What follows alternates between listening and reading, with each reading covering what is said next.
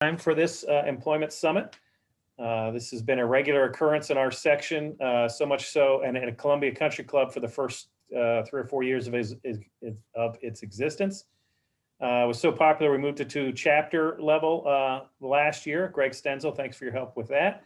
Now that we can do it virtually and nobody has to travel, we were hoping we could get everybody together on one day. Obviously, that is taking a risk with a schedule because that one day might not be convenient for everybody else.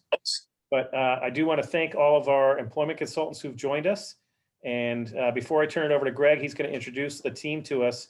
I just want to have another reminder to our members to keep yourself on mute until you have a question and type in your name and member number like Jim Remy just did to get your MSR credit, because I know Jim is desperate for MSR credit. So with that being said, let me turn it over to Greg to introduce the employment team that's going to be helping us today.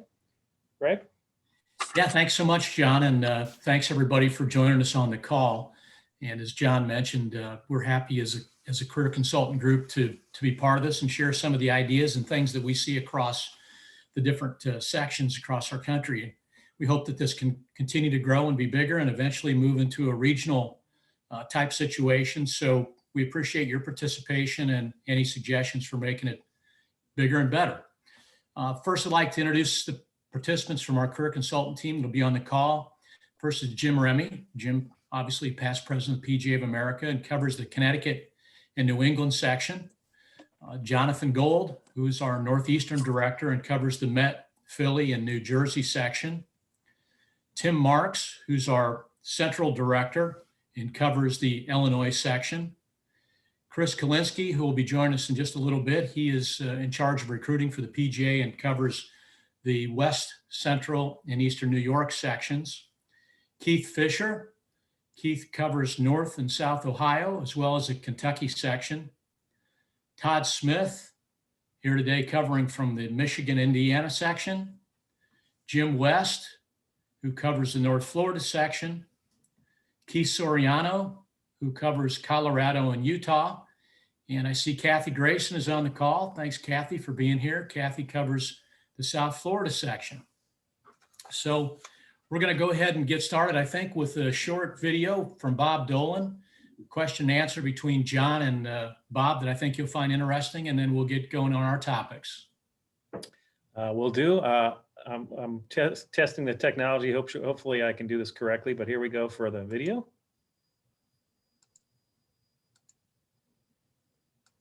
Good afternoon, Bob.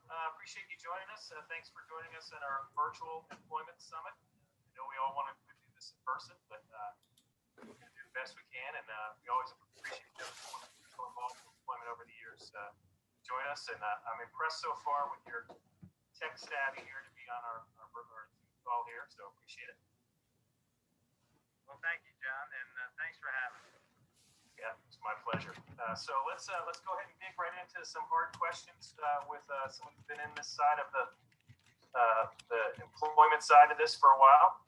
And so I know you have many connections at other clubs, and you're seeing a lot of clubs go through the hiring process. What are you seeing in terms of the successful candidates? What are they doing right? What's getting them the jobs? Well, John, I think the first thing they're doing is they're putting in an extraordinary effort. They're practicing their interviewing. They're working on their policies and procedures manuals. They're updating their resumes constantly. They do a great job of keeping their references aware of the type of facility that they're applying at and the wants and needs of that facility. They're working within the they're working with their allied associations and the PGA and their volunteer groups to develop stronger networks. Put all that together, I think you got a fairly successful candidate. That's good. Let me follow up on that networking part, because I do think that's important. Who do you think our professionals should have in their network? Who should they be asking to support them in their effort to get a job, their next job? Well, first of all, let me start by saying that when I travel through the section, I'm also impressed We have some of the best assistants in the country. The problem is no one knows about them. And I think that collectively, through the PGA, through working with the Virginia State, Maryland State Golf Associations, and then enhancing your reference portfolio to include charitable organizations. Again, volunteer. Get out in your local community and do something that's not golf related. You'll be amazed at how many good people that are out there that are willing to help you as much as you're helping them. Yeah, I think that's a great point. We always think of our golf network, you know, those inside the section or somebody we worked for in the past, but those outside of golf might be just as important. You never know who they know, right? That's correct. And I love your point about the state golf associations. I mean, those entire volunteer organizations are made up of golf chairmen, greens chairmen, club presidents. You know, those are people you want to know, I would think, right? Yeah, I think that's not a hard one. I mean, for those for the golfers in our section that participate in state opens and both in the Maryland side as well as the Virginia side, that's an opportunity to participate. For those that that can't participate or don't participate, I mean, they all have annual dinners. Your club's invited. Mid-Atlantic Golf Association has an annual luncheon. Your club's invited. Encourage your golf chairman to spend a half a day or spend an evening with you and travel to these clubs and enjoy a nice time. Yep, that's exactly right. You never know who you're gonna meet. All right, moving on to the next question, Bob, if you don't mind. What do you think? What goes through your mind when a PGA professional from outside the section gets a let's call it a good job in our section? What goes through your mind? Well, the first thing is we must be doing a good job on the club relations front. A much better job than we have in the past or 20 years ago. Because when a job opens up, whether we're dealing with the PGA or another search firm, all searches are national now. And the objective is to get the best candidates. Would we prefer to see a Mid-Atlantic PGA golf professional get the job? I think those days are long gone. And it's a two-way street. I mean, we often complain when someone from outside the section takes one of our jobs, but I don't think we keep too good a score when someone from our section leaves and takes one of their jobs. So it's a give and take. It happens, and I think that our goal is all the same. We just want to make sure that we fit the right professional to the right job, because it makes us all look good. Right, and in a previous conversation, we were talking about when a new guy comes in, what do our assistants, what do our members need to think if somebody else got the job, right? Part of it is, you know, did you go through the effort that person probably did, right? Yeah, that's what you need to find out, right? The bottom line is that we should only concern ourselves with if we didn't get that job. What did the person that did get that job do that we didn't? Right. How did they prepare themselves? What things did they do that can help us in our next job search? We can spend a lot of time being bitter and upset about not getting the job, but that's not going to help prepare us for the next opportunity. So don't be afraid to pick up the phone and congratulate that individual. Get to know them and then find out, you know, what they felt made them successful in the interview. Yeah, that's a great point. A, it helps your networking, right? But B, ask yourself, that's all internal, the hard question. Did I do enough? Did I do that's a great point. Thank you for that. You know, I get this question a lot from our PGA members in the Middle Atlantic, and I think you're the guy to answer it more than me. When you hear the question, what can I do to get to the next level job? Do you have an answer for that? How would you answer that question? Well, I think it's all in the areas of think you need to have the willingness to continue to learn. I think that we all could expand our love of the game, get involved in playing it more often and better. And I also believe that, our appearance, I've often tell our assistants that you dress for the job you want, not the one you have. At the end of the day, you need to put in the effort on behalf of yourself. Just remember, the name on the front of the jersey is more important than the one on the back. If you put that type of effort in and you build up something, maybe you do a better job at tracking the guest fees and the card fees, and your club makes 2% more money. Maybe you do a better job at checking the inventories in your pro shop, and your club shop does 2% better. You just keep making the club successful, and you'll be amazed at how those people that are calling on your behalf, those references are a little bit more glowing and gives you an opportunity to look and feel like, you're trying to move the needle at your club. And you're more than just the golf pro standing on the end of the range teaching golf or playing golf. You're trying to be an integral part of the management team at your facility, and you're trying to build something for success. And I think that's a great point. Greg Stenzel and I always talk about, how do you make your club better? What did you do to make your club better? And the number one part of that, though, is you got to take credit for it when you apply.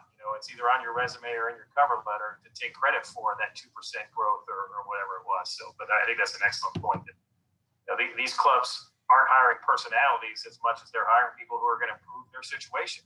And if you've proven that somewhere else, that's even better. All right, Bob, moving on to the last question. I hear this one a lot as well from our PGA members. The PGA of America does its best to advertise every job that comes open that we get involved with, but sometimes we don't get involved. GBN or Copeland and Kubler or one of those might get in there in front of us, not for lack of trying on Greg or my part, PGA's part. But the question to you, Bob, is should I join as a PGA member? Should I join one of those organizations? Absolutely. The more opportunities that you have to interview, the greater your chances are of reaching your goal. What comes up often from young assistants, and we're very sensitive to that here at Columbia, is they may not have the resources to join. Yeah, it costs a pretty penny sometimes. Yeah. Right. So if you can present it properly to your golf chairman or your club president or your owner, and see whether if they can help you with the expense, that's fantastic. Because these organizations, like the PGA, they help you with more than just job searches, and they're a resource in the golf business. And anytime we can be aligned with them, it's a good thing. That's a great point for later on in today's summit. We're going to talk about clubs and how they advertise for jobs better and how they write their postings to try to be more attractive, whether it's for head professionals or assistant professionals. And that's an excellent point you made there. If a club can say, hey, we'll pay for your membership in GBN or something else to help you get your next job after you spend some time with us, that's an attraction. Right? That's a selling point to Club XYZ that, hey, we're gonna work on your behalf to get you your next job as well. And it helps the club. Yeah. I mean, when you're working with trying to find assistants, which is very difficult in today's market. Yeah. It'd be nice to have several postings. I mean, for instance, we just filled an assistant's position, and we posted it with the PGA, GBN, the LPGA, and we contacted the folks from the Kaiser University Network, as well as the 20 to 21 career consultants and 18 PGM schools. That's a lot of postings. Yes, it is. Right, but you know what? We were successful, and you have to go into every nook and cranny when you're dealing in the employment club relations arena in today's market. That's true. We'll get into that later in the afternoon. Well, Bob, that's all the questions I had for you. I really appreciate your time and your your wisdom and your willingness, most importantly for me, your willingness to participate in all these things that we do. And I appreciate your time this afternoon. Well, thank you, John, and thanks for all you do. All right, thanks.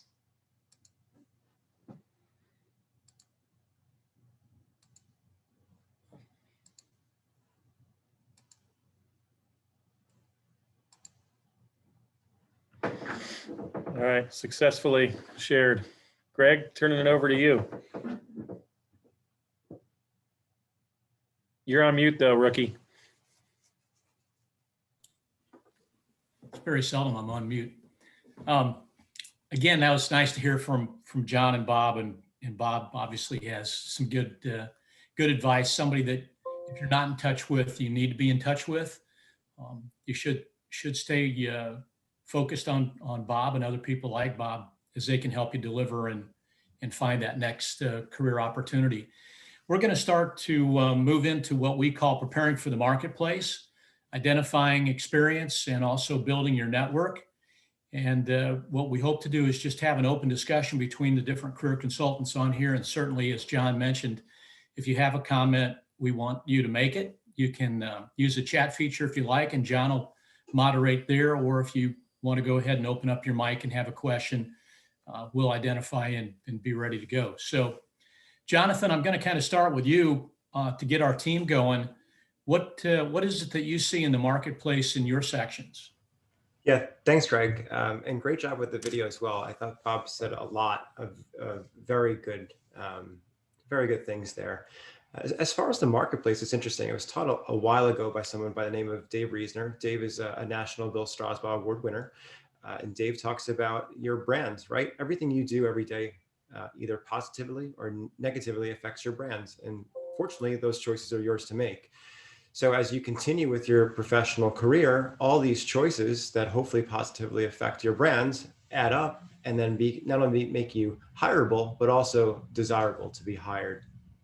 So as far as the marketplace, Craig, I think that when you start with the end in mind, the ultimate goal is to be hired. We have to kind of look into, how does that decision get made? And of course, it's different amongst other sections, but a lot of times when you're working with committees, they have a pretty outward stretched net, and they could feel that this person is the best hire, but they also need some reassurance. So they will not only reach out to the references, but they'll also reach out to some local golf professionals as well, just to validate what they're thinking, what they're feeling. So if they reach out to another golf professional or another general manager or a golf association, as Bob mentioned, and your brand is validated that this is an excellent person, you're really in a good spot there. Rather than, if someone reaches out on your behalf and asks about, do you know this person? They say no.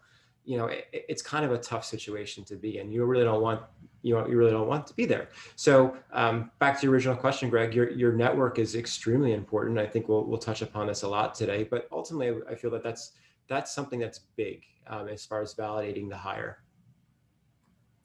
Yeah, I know, and I'm just going to jump in here, and I know some of the other team members will want to jump in too, but for our section, I really anticipated that we might not have as many job postings this season as what we've had in the past, with COVID having gone through. Maybe more people were going to stay in place, but that really hasn't been the case. We have a significant number of postings, and not only in our section, but in others. And what are some of the rest of you seeing in some of your sections? Hey, Greg, my section is with Indiana and Michigan. I think, to talk about what are the opportunities, the incredible thing right now is the different opportunities, something that wasn't available when I was an apprentice. And I've had, in the last 6 to 8 months, there have been over 200 jobs posted on the job board in my territory. So there's incredible opportunity out there right now, and really in several different areas. Greg, I think we're seeing the same thing across the country when it comes to opportunities. They're moving fast. They're coming up quickly. We have a significant number of golf professionals, at least here in Colorado and in Utah, now west, that are reaching retirement age. So those jobs are opening up. I think COVID kind of sped some of those people towards the retirement because last year was really hard. So I had a lot of golf professionals here in Colorado who were at retirement age, particularly in the municipal world, where they could retire, and they elected to do so because they could foresee more of this this difficult time going forward. So they took the opportunity. From an assistant standpoint, Colorado has always been an attractive destination. I mean, I grew up in Northern Virginia, but I've spent most of my career out here in Colorado. It's an attractive location for people to move to, but we're seeing the same thing. Just a ton of opportunities. I've got a job on the board right now. It's an assistant professional job working for Club Corps, and it pays $47,500. I took my first head professional job out here in Colorado for $46,904. Right. Jobs are getting a little bit better. Obviously, I'm getting a little bit older, so I don't know how that dates me very well. As far as that being a decent job, probably wasn't a decent job back then when I took it anyway. But the opportunities are out there, and I know that John, you guys had talked about on Bob's call that they're not necessarily hiring personalities, but they're hiring people who can move their business forward. And I agree absolutely that they're the business landscape is certainly more competitive, and so having that skill is absolutely critical. But I would tell you that when you look at these opportunities and the good ones that are out there, when they get down to those last 5 to 8 candidates, every single one of them can move the business forward. At that point, they really are looking at personalities and who's gonna fit. But you can't get in that room if you don't have the business skills first. Yeah, jumping off what Keith was saying about, when it does come down to those finalists, that's not normally, from a skill set wise, there's not a whole lot of separation amongst those final candidates. From what I've seen in those rooms is it comes down to who fits best and who does the research on the facility. That's the other thing that's really key. If you really understand the facility and go in there and be able to tailor the answers and tailor what you're identifying and presenting on or speaking to specifically toward what the facility needs, it sets you apart from a lot of other individuals that may not take those necessary steps. And also make sure you're researching the community itself too, that you're looking at, because again, if you're able to go in and identify how you're going to not only fit for the facility, but also bring and become a figurehead in the community as well, that brings a whole nother level to those individuals, from a key standpoint for the club. It gets the club's name out there. That person's out in the community, identifying areas to, help draw in either, more play, more members, whatever it may be, depending on the facility type. And the other thing too is, and I know there are some of our professionals that don't want to go down the GM route, but for those that have any desire, like now's the time to really start looking at it. I've done 2 GM searches here recently, and in one of those, all 3 finalists were PGA members. So more and more clubs are kind of getting away from thinking of, oh, well, they're a PGA member, they're the golf guy, versus, oh no, they've got all of this experience, plus the golf, plus everything else, and they're very viable candidates. So we're starting to see a lot more of our PGA members get into those general manager positions as well. So it's another viable option, at least that I'm seeing in my area. Hey, Fish, I think it's really important what you said about understanding the community, because as we all know, on a good day, 18% of the people in the community care about golf, right? So when you talk about moving a business forward, somebody that understands how golf fits into that larger community and how golf can be additive to the larger community, that's a business skill, that's a business separator that makes a difference in the interview room. Right. One of the things that, I take a look at is the number of jobs that are posted. And while we all tend to set our path in a direction of where we think that we want to go, I often notice the opportunities that exist in some of the jobs that maybe aren't upper tier. I know, Keith, you just recently filled the job at Cherry Hills out in Denver. And it'd be great to be the head professional at Cherry Hills, but realistically, not everybody can be the head professional at Cherry Hills. And more and more, we see opportunities within facilities that offer pretty decent base salaries, but also offer opportunities with percentages, whether it happens to be lessons or growth of the facility, percentages of merchandise sales.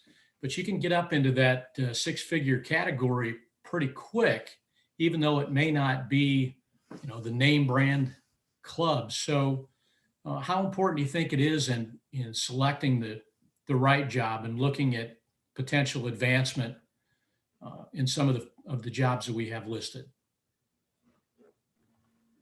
Yeah, if I could say a few words, I agree with what Greg is saying totally. I think as an association, and I've said this for many years, even when I was in office and I was president of the PGA, I remember saying it in the boardroom that I think at times we spend too much time worrying about the top 10% of the jobs. My theory is that the top 100 golf courses in America are always going to have great golf professionals. They're always going to pay well.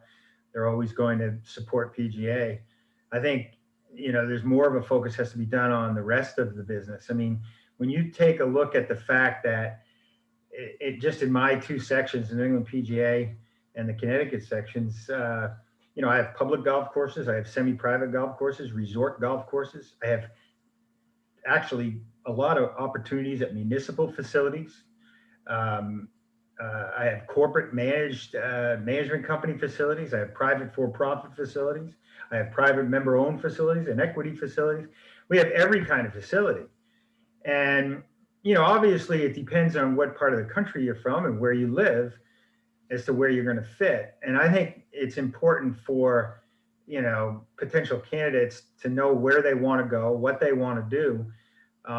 Because I see, at times 100 plus resumes for a $300,000 job outside of Boston, and 90% of the candidates don't have the experience or the qualifications for that position. Yet then I turn around and I see a municipal job for $100,000 and we barely get resumes because it's got that quote municipal aspect to it. Well, let me tell you something. Some of the great opportunities today are coming at municipal facilities where you have a pension program, where you have benefits, where you have, retirement. These jobs are getting better, and yet we have a lot of really good professionals who sort of pass over these opportunities because somewhere along the line, they've been ingrained in their minds that they're all going to end up at a top 100 facility in the country at some time, and it's simply not going to happen. When I started in the business, I made the decision that I wanted to be a head golf professional anywhere rather than being an assistant golf professional. So after 4 years as an assistant, I applied for head professional positions, and like everyone, I didn't get the positions that I had hoped. And I remember making the decision to take a really low-end job, really bad startup job, which turned out to be one of the greatest moves I've ever made, because within a few years, we turned it into a good job. It catapulted me in my career. I was there 13 years. Because I was at that facility, I ended up being recruited by another owner to build a facility for him. And, I created my own opportunities. So it's always not just about your resume. It's always not just about your experience. It's about your desire and your hopes, and you're willing to take some chances and make some decisions. And I think to some extent, and I don't mean this in any negative way, I think our PGM programs have sort of trained our candidates to be focused on the highest end top jobs. And it's simply, when I get phone calls after they don't get an interview or after they don't get the job, they always want to know why. And, one thing you have to understand is there were 85 really good candidates. So there's a lot more to it. And I just think we need to, as an association and as PGA members, I think we need to look at the wide scope of what we do, because we tend to, again, focus totally on the top positions, and instead of the middle of the road positions that can be improved to great jobs. I'm a perfect example of that. I went into a job that was just okay, and I made it a great job, and it catapulted me to an even better job. So Those are just some things that I believe in. I've been involved in club relations since 1986 in my section, and been a career consultant for the last couple of years. I did this to help, I guess I would say, the average PGA member. I'm trying to help the average PGA member because again, we have to be careful that we understand our business and the whole part of our business. There's more to it than the top 100 clubs in America. Jim's absolutely right. And I think when he talks about your desires and everything, I think one of the things that, Todd and I talk about on our podcast often is, the values that you have as a golf professional, the values that you have as a person, and how those fit into the opportunities that are out there. I worked with a golf professional not too long ago. He's leaving a really good club and pursuing a municipal opportunity because he told me, Keith, I got kids. I got a 4-year-old and a 6-year-old. And when I'm at that really, really good club, that club owns me. And if I'm at a municipal operation, I know what my schedule is going to look like. I know when I need to be there and when I don't need to be there. And I'm going to have more control over my life. And that's, quite honestly, that's more important to that golf professional than the shiny penny or the best named club. Yep, I agree. I've got a 9-hole facility right now in Mid-Atlantic section that the pay is really good. Goes with government benefits. And I know it probably isn't on everybody's radar, but you could move in there and the responsibilities are just take care of the business. And you could be pretty happy there for a long time while putting some things in the bank that the government's willing to help you with. So you have to take a look at all the opportunities that are available to you.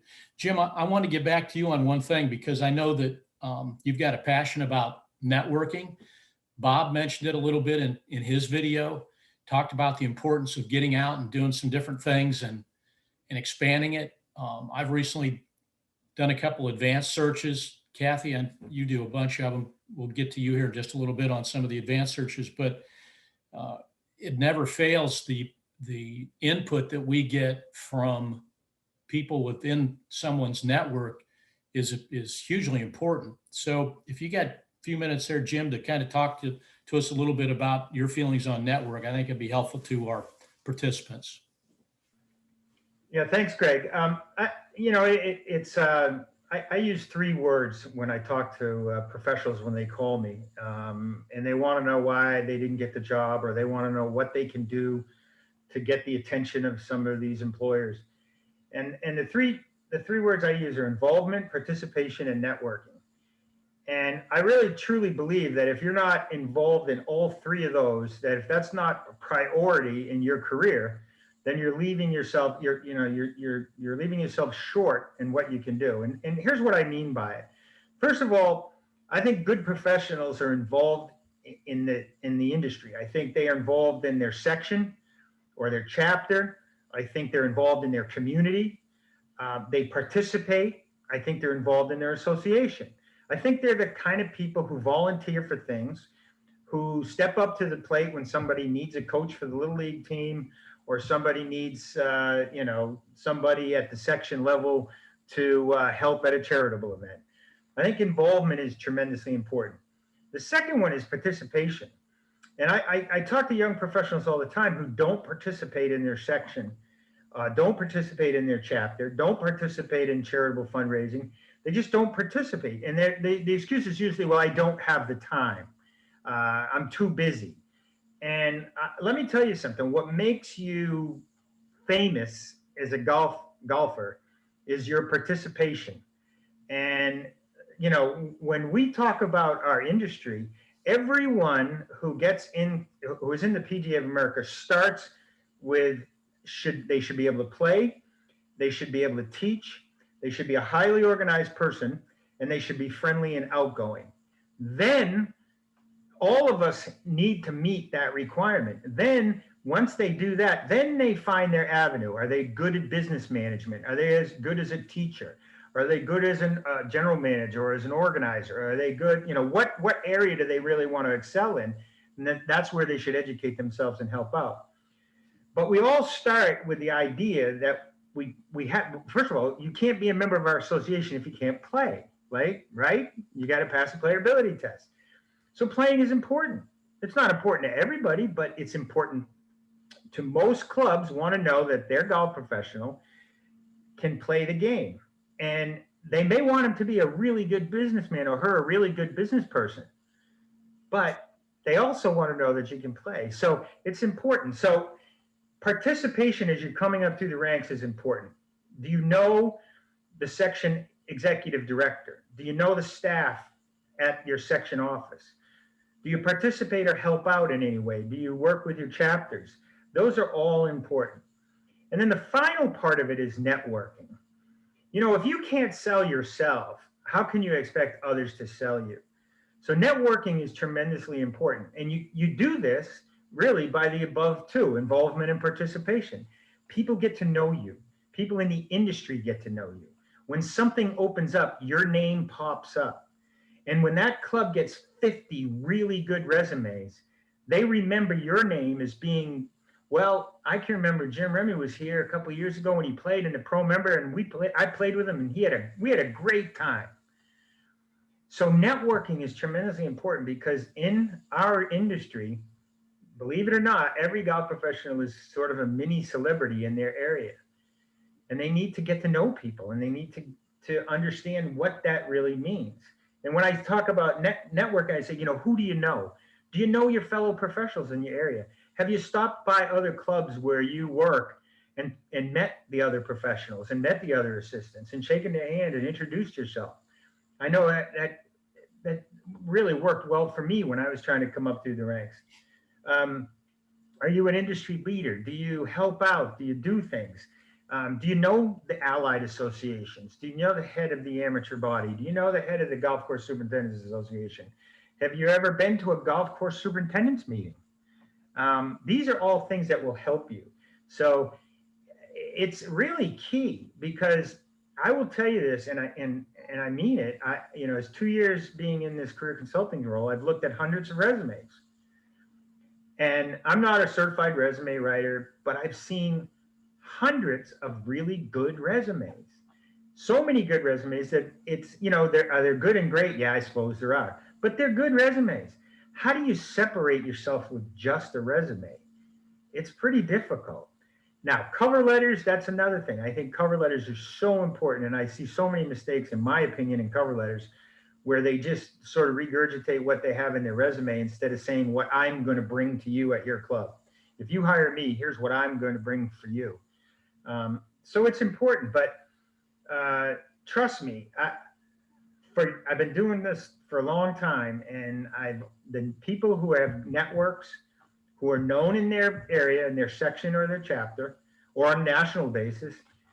They're the people who become most successful because they're known and they're given opportunities because of that networking. So, Greg, we talked about this, and I try to bring it up a lot. Look, where you choose to go, what career path you choose to go down, that's really up to your individual. If you want to be a public or private or semi-private, I had a wonderful career at semi-private resort. But in the beginning, it starts with playing, teaching, being organized and outgoing and friendly. And then you kind of find your way. Where do you want to be? And I think in some cases, a lot of our candidates are too focused on just one avenue instead of looking at the entire industry and saying, where can I succeed?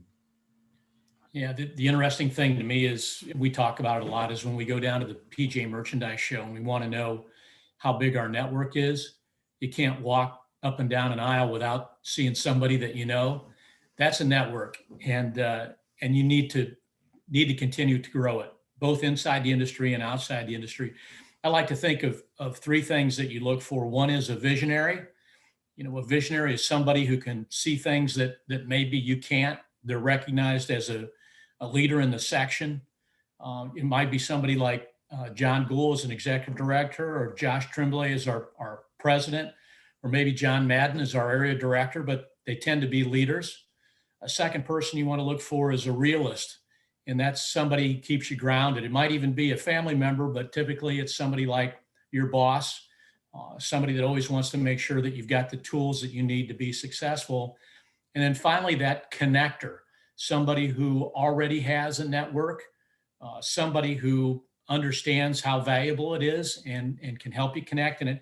And that typically are guys just like Bob Dolan that we saw a little bit ago, knows everybody in the industry, or as Jonathan Gold mentioned, David Reesner up at Ridgewood, who is connected, who takes on assistants, who coaches and mentors them, who's able to move them on to head professional positions. Or as many of you remember in our section, Jimmy Fitzgerald up at Chevy Chase. Those are the connectors, people that you need to be in touch with. And if you haven't built a network, believe me, you are missing out on one of the biggest parts of preparing yourself for a new job.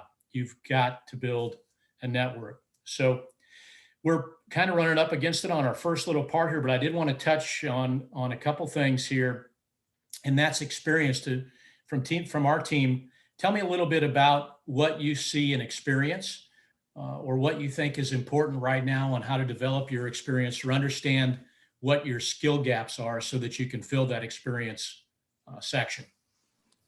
Hey, Greg, I think I'm going to take a little bit different view here, because I think all the things that we've talked about are extremely important, but I still think the fact of the matter is that if you can't express some kind of value to an employer, that a lot of the other things don't matter. So a lot of the jobs that I filled this year, especially the really good jobs, the word culture kept coming up. They wanted new culture. Times have changed so quickly. The way we used to do things, that's not the right way to do things in today's culture. So I think everybody needs to understand your value might be creating a new culture. It's not always the two really good positions I filled. They've got waiting lists for members. They don't need any growth. That's not what they wanted. So I heard culture, and I hear a lot about engaging clients, customers, and members. Those are the two things that I hear over and over again. That's what employers are looking for.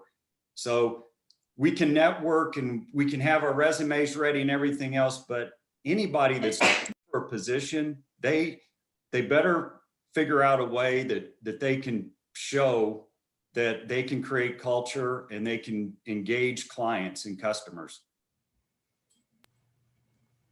Greg, Todd makes a great point there. Just so everyone else knows, like a lot of times what happens behind the curtain when the career consultant, the executive director, and possibly a committee meets with the hiring committee, one of the things that we tell them, they ask us, what are some things that we should be looking for?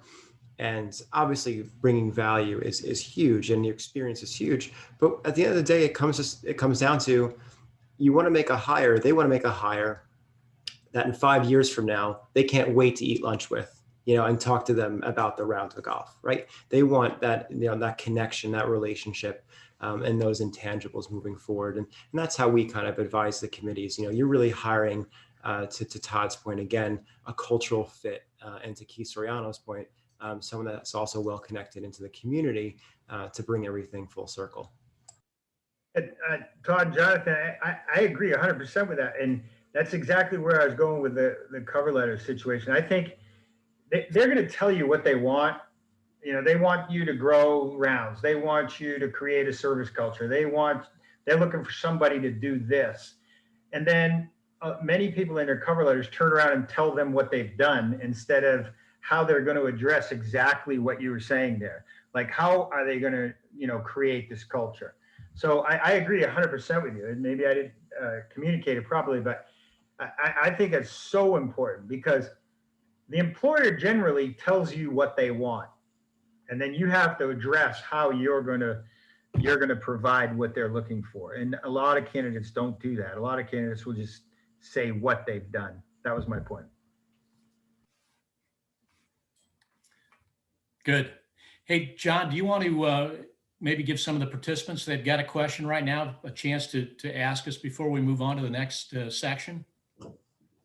Sure. Anybody, you can either unmute or use the chat feature. Let us know if you had any questions about kind of what our consultants were discussing, building a network, building your experience, preparing for the marketplace, that type of stuff.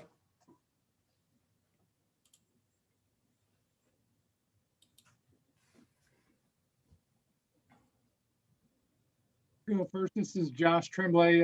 Just for any of the career consultants, if you have a job where somebody is either retiring or happen to be moving on to another facility, do you encourage a professional in your section, if they're interested in that, to reach out to that individual?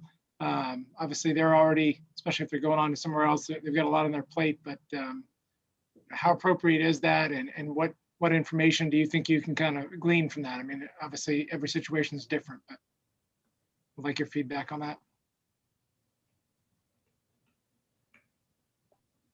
Yeah, Josh, definitely recommend always reaching out to that outgoing professional, depending on the circumstances. If it's a role where someone's not leaving of their own accord, and that's known, then we typically recommend maybe not reaching out to the individual. Just could be a skewed perception of the facility from that standpoint. But always reach out to someone who's potentially retiring or moving on because they've taken a new role. The other thing too is reach out to the other professionals in that area as well of that club, because they're going to have a pretty good understanding of what's happening over at that facility. So if you can't necessarily get a hold of that outgoing professional, the professionals within the area is the next best thing. And definitely we always recommend, again, I'm so big on researching the facility. I tell professionals all the time, make sure you're reaching out to everybody and anybody that you possibly can be to really get a great picture of the facility and what they're looking for and what they need, and better set yourself up for success when you go through that interview process. Yeah, I agree with that, Keith. Any information is good information. Another question from the chat, Cedric sent in. What's the best way to reach out to PGA members outside of your section? So maybe not someone you know directly. Any of the... John, I would suggest they start with us. Right. I mean, that's the safest and best way to do it. We are very confidential as a team. They don't have to worry about that, but really outside the section, if they're kind of going in blind, positively reach out to us and preferably the consultant in that territory. Yeah, Greg, that, Todd. I mean, I think I can speak for most on the team where we're completely agnostic as far as who you talk to, right? If my members in Colorado want to move to, to the Mid-Atlantic section, they should be talking to Greg, right? They don't need to talk to me for that. So just because you happen to be in a particular section doesn't mean that you're stuck with that particular consultant. Stuck's a bad way of putting it, but it doesn't mean that you only can work with that particular consultant. So work with whoever. Yeah, I understand. Yeah, we don't care who you talk to as long as you're talking to somebody on our team. Greg, also in relation to that, I think it's important, obviously, to reach out to the consultant in the specific areas you might. But one of the best reasons is for that person to understand what the individual is looking for. So if there are professionals in that consultant's region that you should be reaching out to or could be reaching out to, they can provide you with those names and possibly even an introduction. And I'll add to Cedric, it was intentional that we had all these consultants on here and introduced them by video, and Greg gave you the sections they're from so that you could do that. You could come out of this with nothing else. It's great information, but with nothing else, you'll know who they are and which sections they cover, so you can talk to them if you have any questions. One of the things that, as Jim Remy was talking about the cover letter, one of the things that Greg and I talk often about is you need to give your why in that cover letter. And particularly when you're applying for a job that's not in your section, you're not applying for the job. You need to make sure they understand you're not applying for the job just so you want to make more money. You went to school there, you're from there, your wife's from there, your family's always wanted to move back home. You give them that really good reason why you want to go there. That's going to help them understand why you're applying for the job and why you want it so bad. So that's always good information to include. John, one of the things to be careful with that particular one, and I agree, all those are really good reasons. They have to be compelling reasons, and they have to be long-term reasons. Because if it's, hey, my parents live in Northern Virginia, so I'd like to get to Northern Virginia. Well, what happens if your parents move? Are you going to want to leave and follow them too? So make sure it's a compelling long-term reason that if you're going to go ahead and put it in there. You mean Yeah, that applying for a job? I always want to move to Charlotte because I heard they have a great downtown. Yeah. Applying for a job because it's going to reduce my commute is not a good answer. Is that what you're telling me, Keith? That's what I'm telling you. Exactly. All right. Well, I think, Greg, move on. I think yeah, while we're talking about cover letters, we have a certified resume writer that's part of our career consultant group who happens to be on the call with us today, Kathy Grayson from down in South Florida. So Kathy, we're going to start off with you. Why don't you tell us about preparing documents? Specifically, let's start obviously with a cover letter, and I like to call it the sell sheet. So why don't you go ahead and give us your few comments, and then we'll jump in where we feel comfortable. Hey, Kath, this is Jim. I have to sign off at 2:00, but I just wanted to I say, know you. I just wanted to say one more thing before and by the way, Kathy is absolutely the best in the business at this resume and cover letter stuff. But I just wanted to say one thing before I sign off. And I think it's really important. Look, we're going through a critical time in our association where we are not attracting associates and PGM interns into our business. We have 40% less associates and interns today than we had just 10 years ago. And that amounts to almost 2,600 assistant golf professionals that simply don't exist. It's reached critical proportions in the Northeast where at times I have close to 70 assistants positions that were advertised. Nobody can find assistants.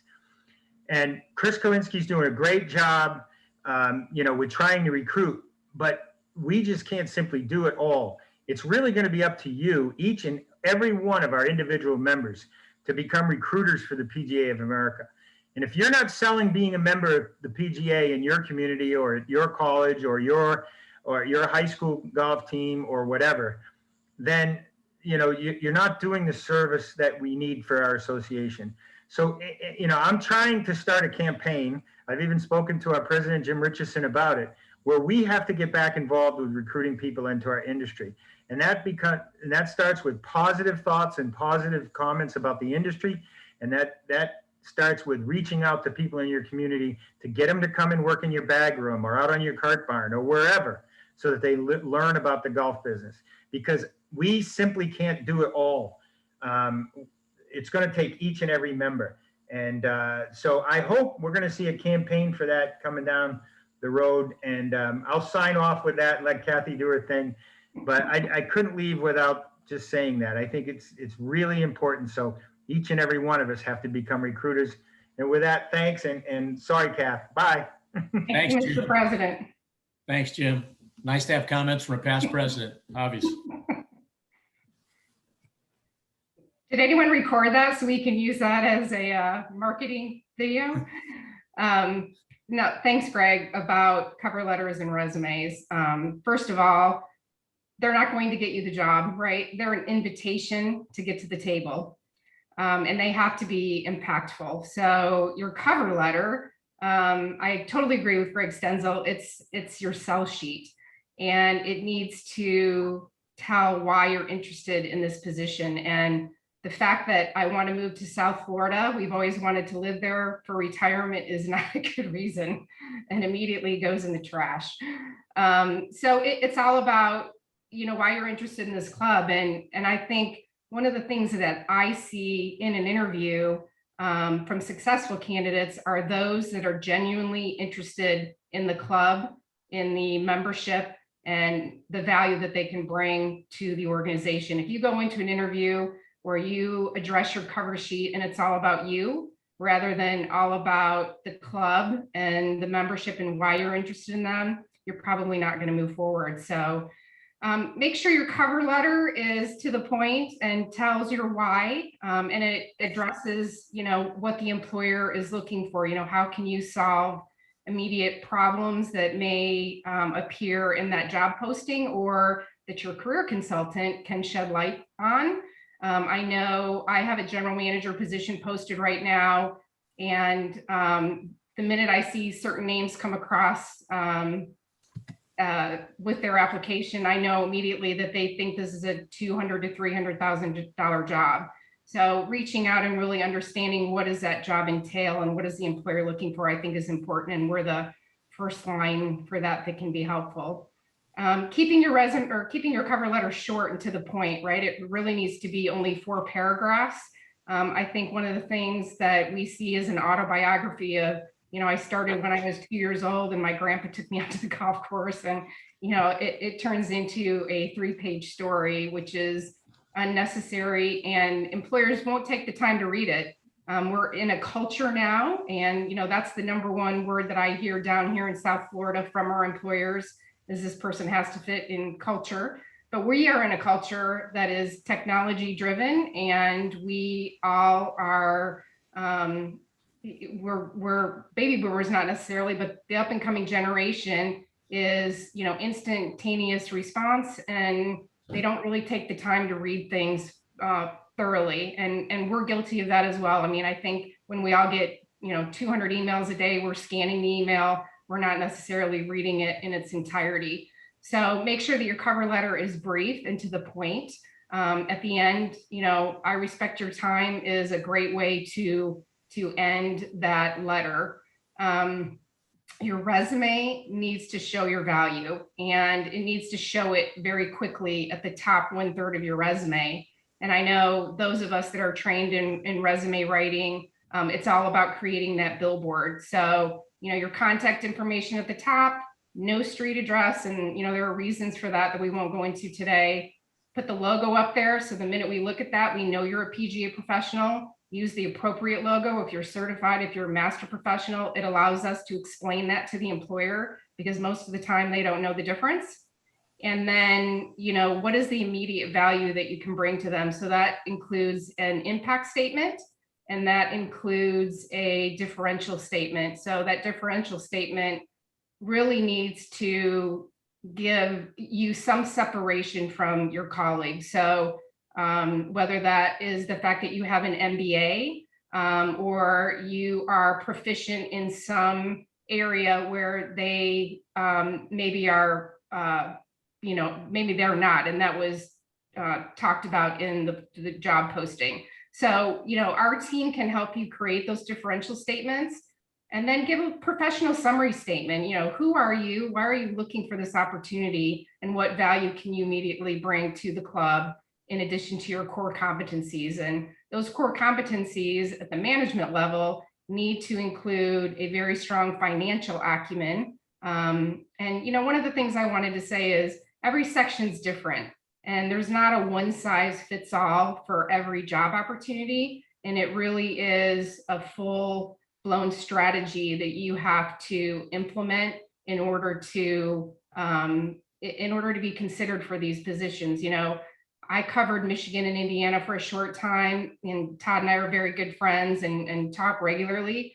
Our section in the South Florida area is so different than Michigan and Indiana. So our goals are different as a section, our job opportunities are different, and how we search out candidates is different. So you really need to understand the region that you're going to as well. Very competitive down here in South Florida as it is like in the Met section, but everybody wants to move to the sunshine down here.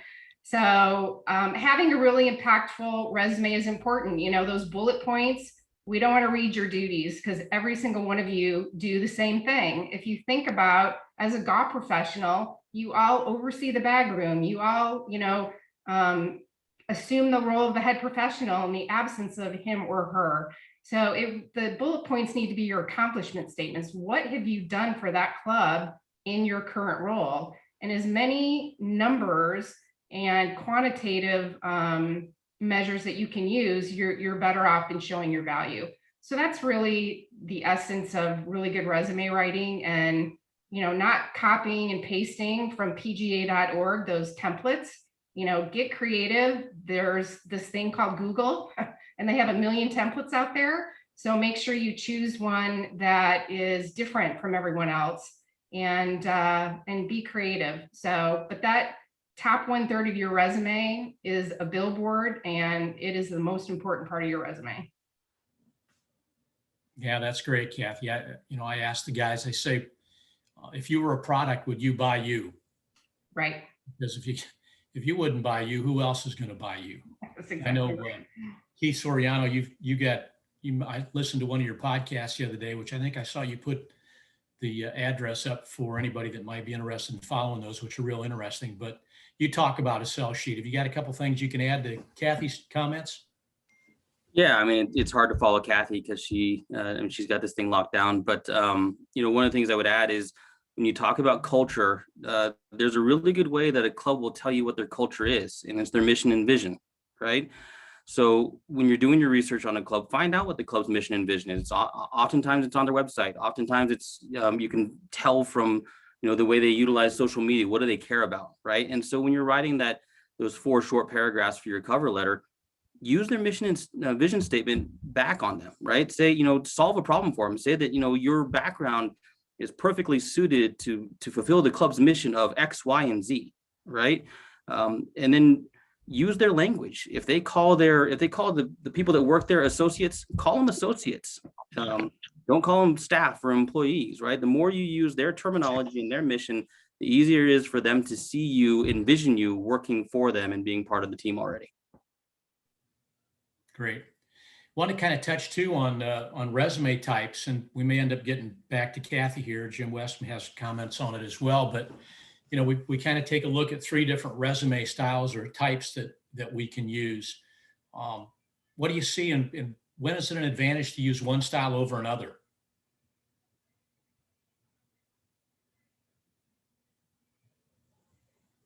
Kathy, Jim? Yeah, I think anytime you're trying to transition to a new role, right? So if you're a general manager and now you're looking to take a step back and you want to assume a head professional role, we need to tailor your resume to really focus more on categories that maybe the employer is looking for. So maybe we'll use a functional style resume for that. So instead of using chronological, we'll focus on the areas where you can help them improve. So maybe that's financial, operations, merchandising. Most general managers, once they get to that level, are kind of out of the merchandising realm of their position. But if there are things they've done in their past positions where we can highlight that, we may use a functional resume instead of a chronological resume. The other reason for that is to not hide, not that we're trying not to be transparent, but there could be gaps in employment. So, we might use a functional resume to cover up any gaps that they may have. Not that you're not going to have to address those in an interview, but at least they're not focused on those in the very beginning. I mean, a great example is some of the professionals that maybe have lost their jobs during COVID. Maybe a functional resume may be more appropriate than showing an employer that all of a sudden your employment ended, in 2019. Now, there are other ways to get around that. I'm a big proponent of, if you've left a job, that under your job title, you tell them why you've left the job, because there's committees that all of a sudden their minds start wandering and they're conjuring up reasons why you got fired, or you slept with a member's wife, or you slept with a member's husband, or whatever those may be. You want to negate those right off the top. So putting a statement in there of why you've left, maybe there's the vision of the club is moving in a different direction and it wasn't in agreement with your value system. There's ways to go ahead and write those in. And usually when a committee sees that immediately stops any of that, any of the rumor mill kind of going around in their head. So again, it's, you have to tailor it for each job and what they're looking for and what you bring to the table. And functional or chronological is what we see most of that in that. Yeah, and some of those, I see a combination of functional and chronological too. Have you seen some? I don't personally like those because I think they're confusing. But you can, again, if a club, especially in South Florida, financial acumen is huge down here. That is one of the main, that's probably the top skill that they're looking for. And I know Jim Remy left and, he talks very highly of playing and teaching. I don't see that down here in South Florida. The number one skill we want down here in our section, for the most part of the jobs that I've worked with, is financial acumen. You have to be able to run a business, because some of these clubs are upwards of $30 million in revenue. So you have to have that financial wherewithal. So again, every section's different. But, we might want to highlight that financial experience or knowledge up at the top of your resume for that type of facility. Greg, we're seeing a lot of really graphic resumes out there as well, kind of the infographic resumes, lots of not pictures, but lots of logos and whatnot on there. And they're great, right? But they have to be used in the right context. I'll give you an example. When I applied for this job, a job with a 100-year-old organization, they got a pretty standard white paper resume, right? But in my leave behind with Tim Marks, was a more graphic representation of my resume. So I wanted to show them both sides of what I can do. So, make sure that you're audience specific with how you design it. I agree with Kathy about answering the question of why you may not be employed right now, because you can either address it up front or hope you get a chance to address it at some point in an interview process. If you don't address it up front, you may never get the chance. So there's no reason to run and hide from it. Another thing to think about with the graphic resumes, which is great, and we keep moving in this direction. We see Adobe Spark and Canva and things like that for presentations, is PGA professionals have to be able to present to their boards, right? And their membership. So anytime you can put that, I call that added value in your resume to show them that you can create, creative presentations, it could be to your benefit if that is part of an important part of that job. Kathy and Keith and team, you bring up a good point also about professional portfolios and the way that committees or employers digest them when you're interviewing. I'm so curious that how different parts of the country, what are some best practices? So like some things that may work in, Philadelphia, New Jersey, and Met may be totally different than in South Florida or in Colorado, and that's as those that are going to be applying in different areas of the country, you have to be aware of that. Like, what is proper etiquette in those areas? So I'll kind of open it up for anyone that wants to chime in about portfolios. I'll chime in a little bit. Oh, go ahead, Jim. Go ahead. Yeah, I mean, to back up a little bit with your resume, I think you need to choose the style of resume that best highlights the skills that are, one, relative to the job, and two, separate you from other candidates. And I think the best thing that you can do when job searching, and this goes to the portfolio question as well, is call your career consultant and find out everything you can about that job, and then tailor that portfolio to the position. Keith Fisher mentioned research, and I would underscore that several more times and put it in bold and a big font. You can't research the club too much, and tailor your resume to the club, tailor your cover letter to the club. We've talked a lot about culture. In every search that I did in 2020, culture ended up being the ultimate decision. When we got down to the final candidates, every one of them could do the job. It's how could how did the candidate make the committee envision him best in the job, which is part of your cover letter as well. Like Keith Soriano talked about, you want to try to help the committee envision you in that position. That's what's really, really important. And highlighting it, and Kathy talked about responsibilities versus accomplishments. If we look at the job description of head professionals at private equity clubs, they're all going to look relatively the same. So if that's all you list on your resume, well, you're not separating yourself. Focus on significant accomplishments. Focus on accomplishments that are relevant to the position that you're applying for. Find out what relevant means. It gets back to research. You can't research positions enough. Relevant experience is the key. And I'm seeing in the North Florida section, virtually all of the positions place a high emphasis on business skills and financial acumen.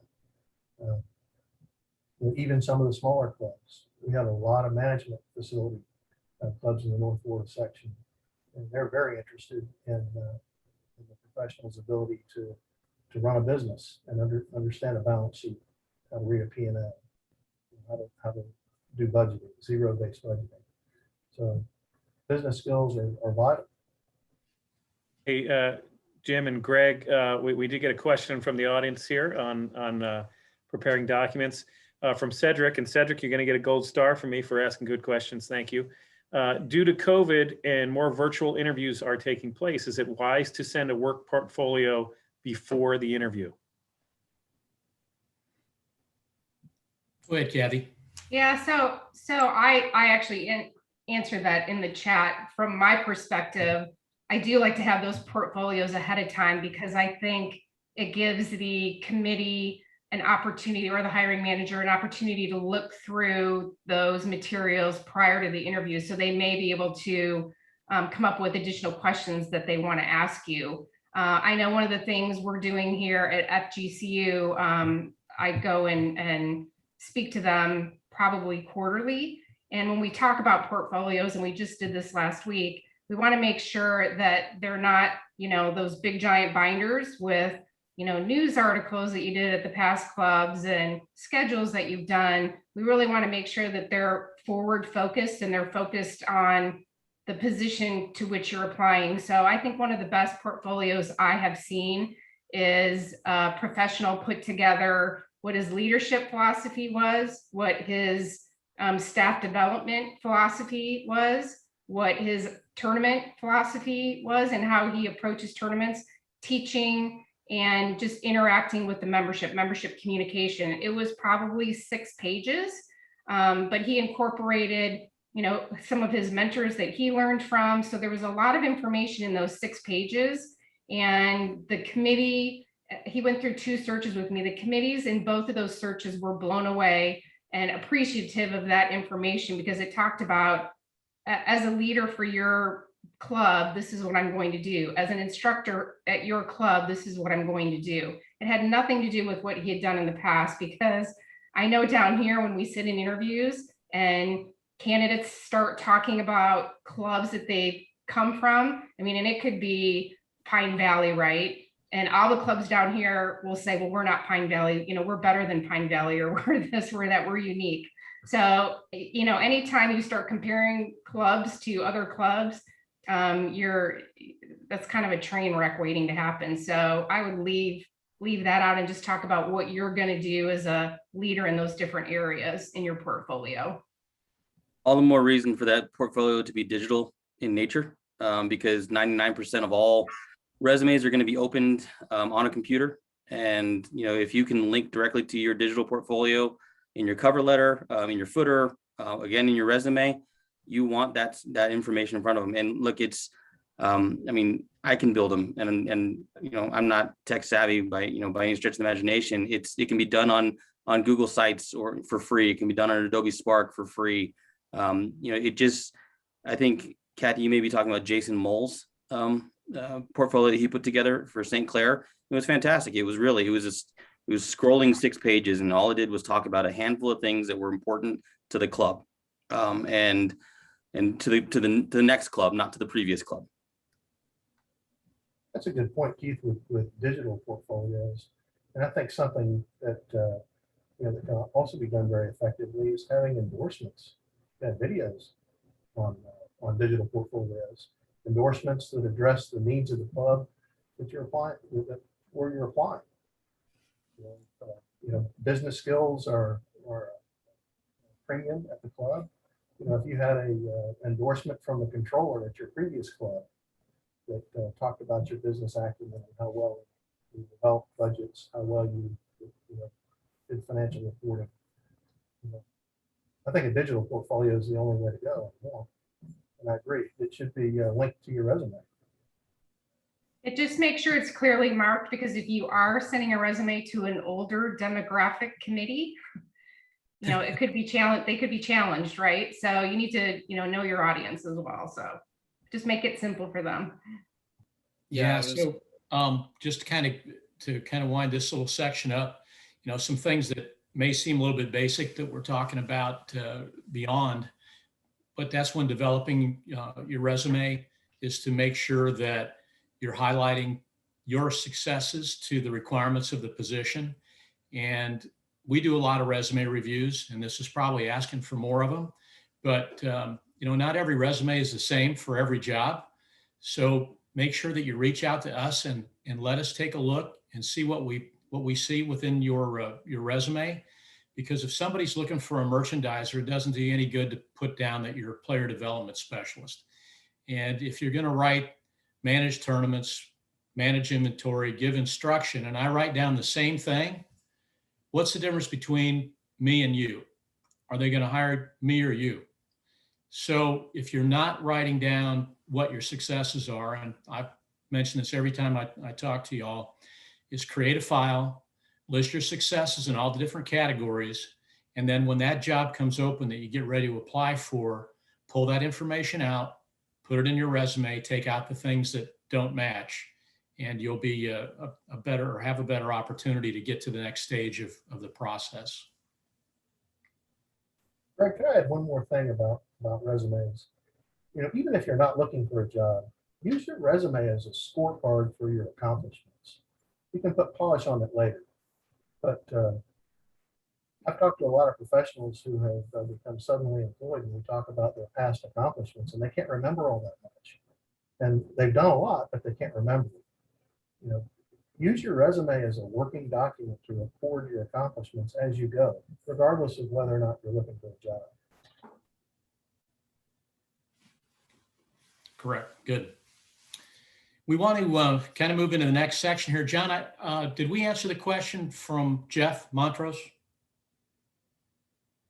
No, I said I was going to ask it in this session. In this section. Okay, very good. Go ahead. You can lead into that. Any resources PGA of America or the consultants are getting to encourage new potential assistant golf professionals to enter the industry now. He said now that PGM is going away, and just to clarify that, Jeff, PGM is not necessarily going away. The numbers are down, and PGA is re-looking at how they're going to facilitate that program. But I wouldn't say that the PGM program is going away. So anyway, Greg, you and your team want to either answer that question or kind of get into that question by talking about how clubs can do a better job posting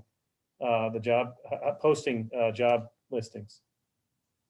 Yeah, so Jim Remy talked a little bit about recruiting, and before we get Jay Dufty, I know he has a few comments on this as well, and before we kind of get into different ways to write job descriptions, I think I'm going to go ahead and lean over towards Chris and talk about recruiting. So maybe you can answer that question for Jeff Montrose there, Chris. Yeah, sure, Greg. Again, thanks for having us today. Appreciate it. And sorry I hopped on a little late here, but Jeff, just so everybody out there knows, we are actively trying to recruit. This started about 2 years ago when we came up with a plan, and we focus in on a couple areas. We focus in on junior golf within sections. We focus in on college golfers, and we've learned to really focus in on kind of D2, D3 and junior college players in that area. We focus on military and second career opportunities. We attend career fairs, and we head out to, military events, HOPE programs. And then we also focus on like our junior league programs and stuff that we have there. So the PGA of America has taken this step. And just like Jim Remy said, unfortunately, I'm a 20-hour-a-week recruiter for the PGA of America, which doesn't necessarily amount to a ton. I do career consultant. I'm a career consultant up here in Western New York, Central New York, and Northeast New York. So we haven't gotten very far. And with COVID happening, it really came to a halt last year. But I want everybody to know that, the organization is making an effort to recruit. And I don't call it necessarily recruitment. I call it awareness. We title it awareness because we want to make sure that people know that there's these opportunities out there. And I tell this crazy story all the time. And, my team's heard it so many times. But the only reason that I'm in this business is because my father was reading the Wall Street Journal one day, and he read that I could go to PGM school at the University of Coastal Carolina. He said, you can go to school to be a golf pro. I said, oh no, I had no clue. I ended up not going to PGM school, but I went the associate path and graduated with my membership 2-3 years after I graduated from college. Long story short, that's the only way I heard about it. And again, now the organization is taking a proactive step, and they're having us get out there and promote the industry and promote the jobs within this industry. But like Jim said, it takes us. There's 29,000 PGA members. hours, right? And if all of us talked about the profession in a way that I talk about it, I loved it. The network, the people that you meet, the connections that you make. If you work in golf, that's great. But if you don't work in golf, after you get out of golf, you're going to have a successful job somewhere or position somewhere because of all the skills that you acquire in this industry. It really is a unique industry to work in. So, we're constantly using these speaking points and talking about the industry. And it's something that, unfortunately, we didn't do a very good job of as an association in the past. And now we're starting to create that awareness. And we're really working on it with our fellow professionals, our team as a whole. We just don't post jobs anymore. We have to do so many more things. We're working on resumes, we're working on negotiations, but we're also working on, creating that awareness at events, at colleges, at wherever we go. We're working on that with, everybody that we speak to. So I know that might be a long-winded answer, but I wanted to let everybody on the call know that we are in an industry-wide initiative. We work with the GCSAA, the CMAA, the LPGA, the PGA Tour right now.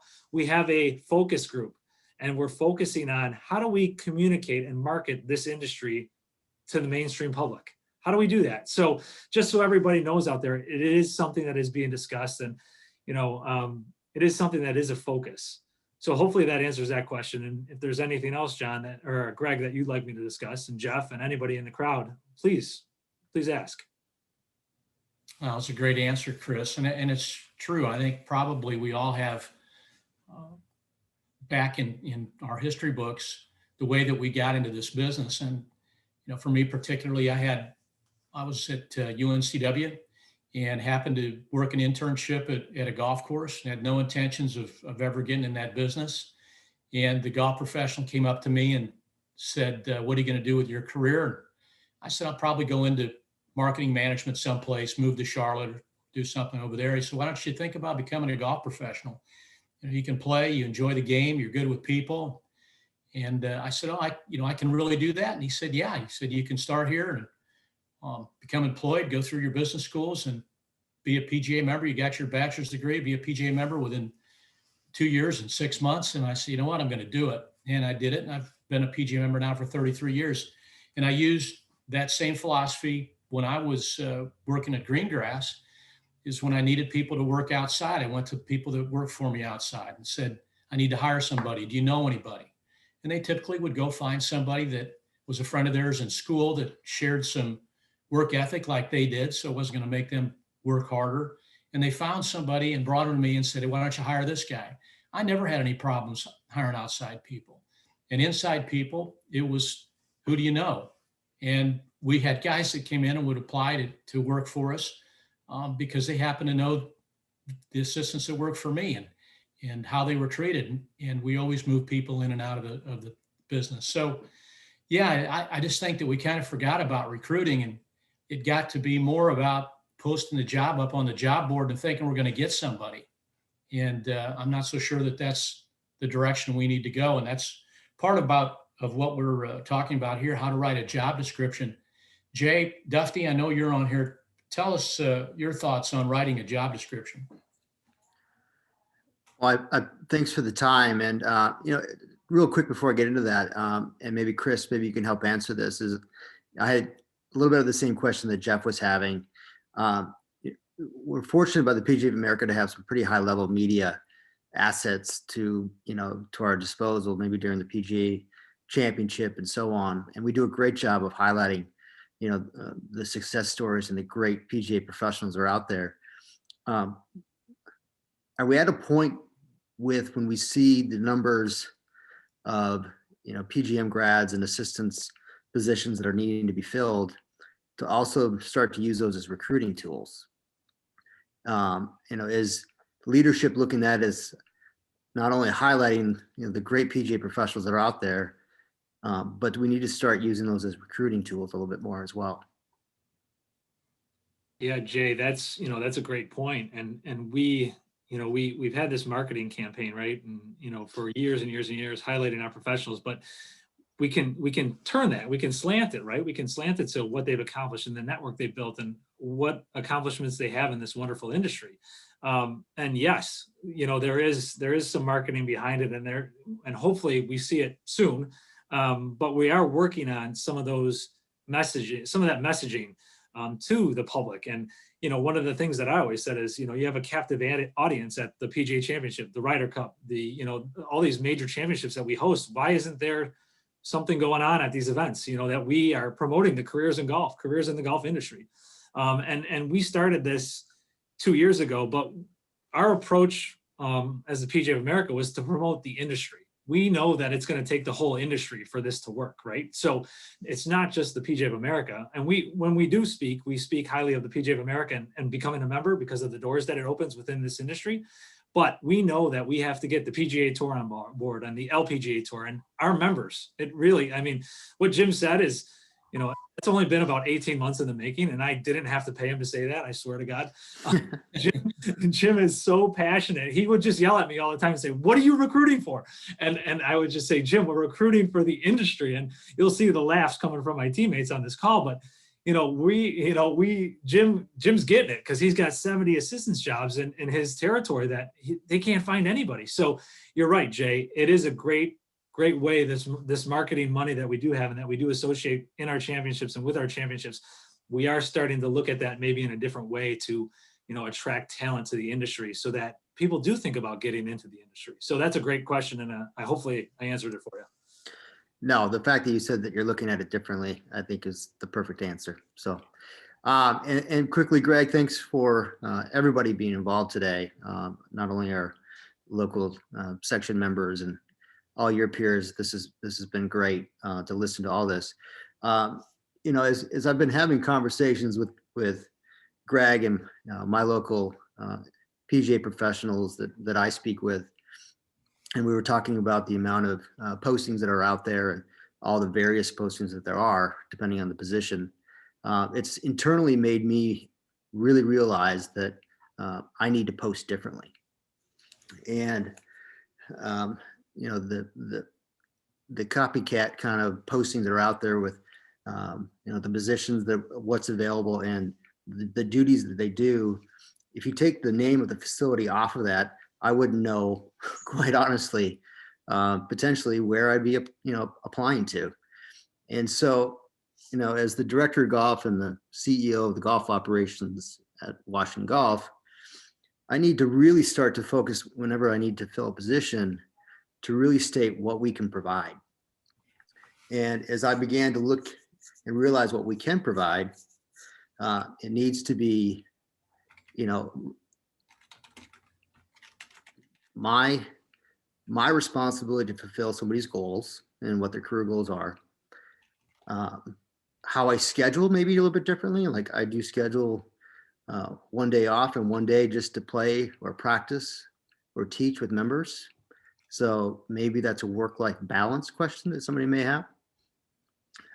It may be even as just, to the point of if you're married with children, would it be a goal to give you one weekend day off when possible, so you could spend time with the family?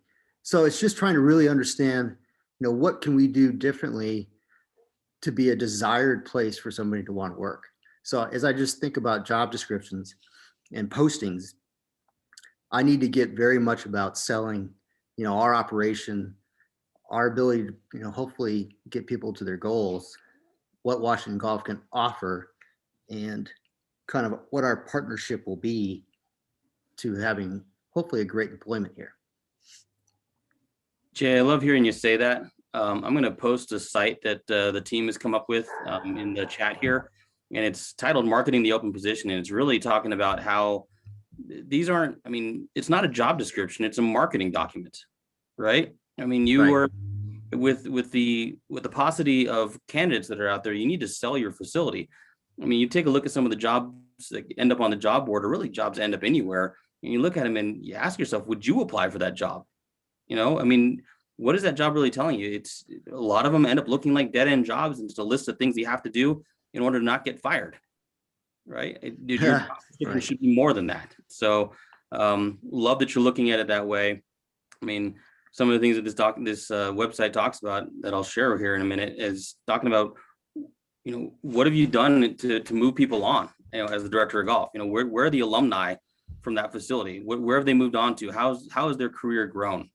right? What have they accomplished after, after leaving your facility? I think those are really important things. And has this facility won any awards? I mean, have the staff that are there won awards? I mean, what can people experience? How will they be different from day 1 to day 365 working with you and your team? I mean, that's a perfect example, Keith, of, we're not, a lot of us may be a little too, I don't like to say the word shy or humble, but just really say what, we've done as either as mentors ourselves, or as, the accomplishments we've had, or what our coaching tree may look like. And we don't want to just boast it out there like we're this, but you really have to, if you really want to have the best people. I think, Go ahead, Tim. Oh, thank you.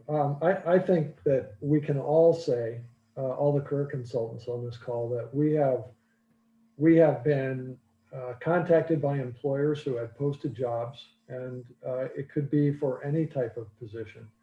And we've seen job posts that were frankly terrible, and the person spent 0 time on it. And we've turned those around and assisted them in creating a better job posting and a marketed job posting, as Keith talks about and everyone else talks about, and they've had some success. And I've seen it in Illinois and Wisconsin more than a few times. So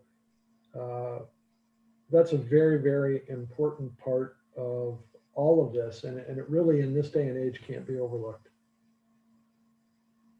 Yeah, it's a good point, Tim. I know I just worked with a professional here in South Florida, and I looked at the posting, and it's all about the club, right? This is the club name. This is a description of the club and who designed the course. And those are things we can look on Google to find out. So take the opportunity to, create an impactful headline. I think ours was, we'll provide you with possibility. And then it talked about what the club can do for the assistant professional, work-life balance. How's that going to work? This is how we're going to be flexible with you. Please know that when we're in busy season, we're going to need you, to be flexible with us, and things like that. Housing opportunities, dues, and, potential education. Maybe it's an associate who can't afford to go through the program right now. And, if the employer will pick up that cost, and the associate will stay with the club, that's a great opportunity for them. The other thing that I know some of my guys do down here in our section is, and this goes back to recruiting, when they post the position, it's golf professional only. If you will open that up to the general public, sometimes you'll attract people who aren't even in the golf business that are interested. And, maybe they don't fit this position, but maybe you're looking for some outside services or some entry level positions that you may have, or maybe one of your colleagues has around the area. So, make sure that you're paying attention to those, even though they may not be qualified for a current role. It could be a potential recruit for the future. I think you've also got to sell yourself. The head professional or director of golf who's posting the position to these candidates, you have to, in that job posting, you have to convey that you genuinely care about the career of those that work in your department, and that you're going to take an active role to further their careers. When I talk with young assistants, I tell them that, the person you're working for is equally or more so important than the facility you're working at. You need to have someone that will mentor you, and someone that has a track record of doing that. And a lot of golf professionals do. And if you can effectively communicate that in your job posting, it will help. Thanks, Jim. Well, we're kind of moving into some of our time that we're going to spend with Michael, and I know he's got a limited time frame here, so we're going to go ahead and jump right into the mock interview. Jonathan Gold is going to lead it off. Michael Mock, thank you so much for being part of the interview process and stepping forward and volunteering. Love that. Hey, Greg, let me give one instruction to the group here. This is a group exercise. Yes, Michael is going to be the one getting grilled and answering, but after the fact, we're going to discuss answers, mannerisms, sometimes for the question askers as well. But it's not only going to be useful to Michael, it's going to be very useful to you in your next interview. So I want you to take notes for this next 30 minutes or so where Mike is getting asked and answer questions. And then we're going to reconvene and we're going to spend almost as much time discussing it, kind of an after action report to figure out where Michael answered what we like the way he answered, things we think he could have done better, et cetera, et cetera. So this is a group project. I'd like everyone to participate. And it's not just watching Michael, sweat and suffer through this. So, but I appreciate the mock interview, the Michael mock interview. So back to you, Greg. Sorry.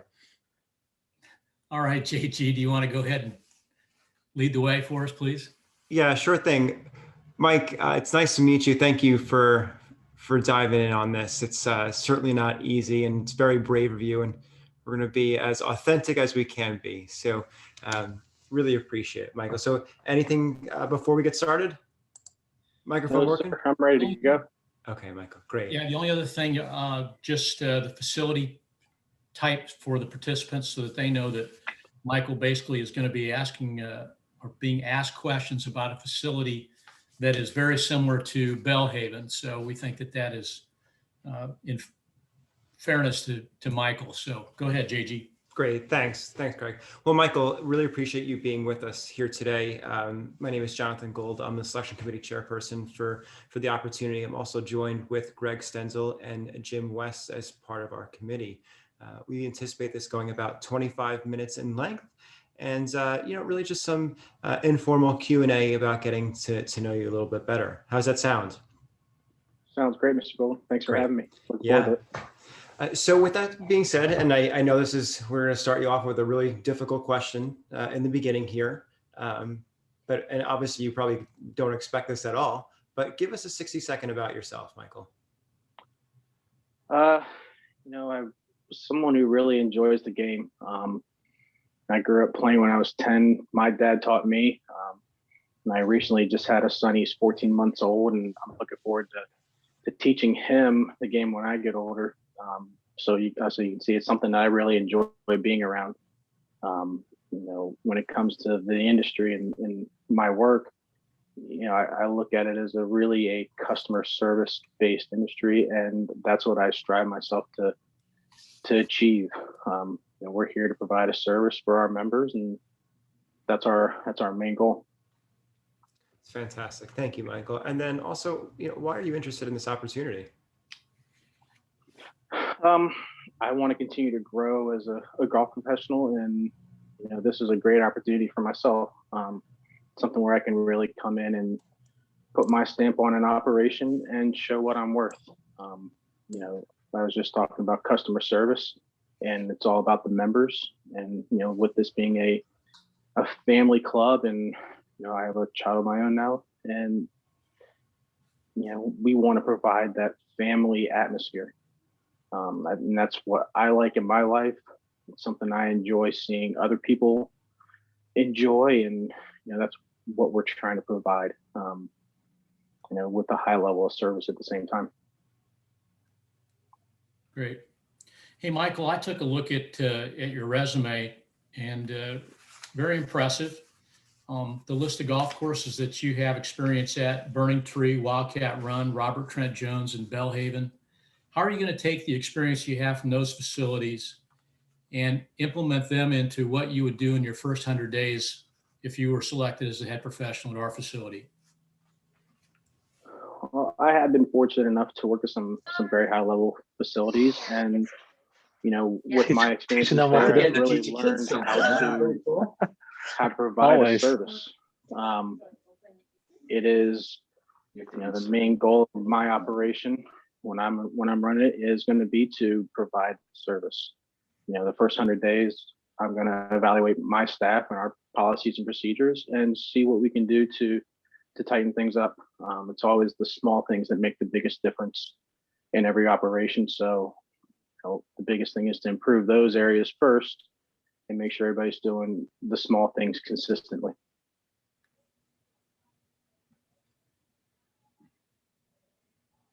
Michael, why should we consider you to be the best candidate for this position, and what skills and experience would separate you from other candidates?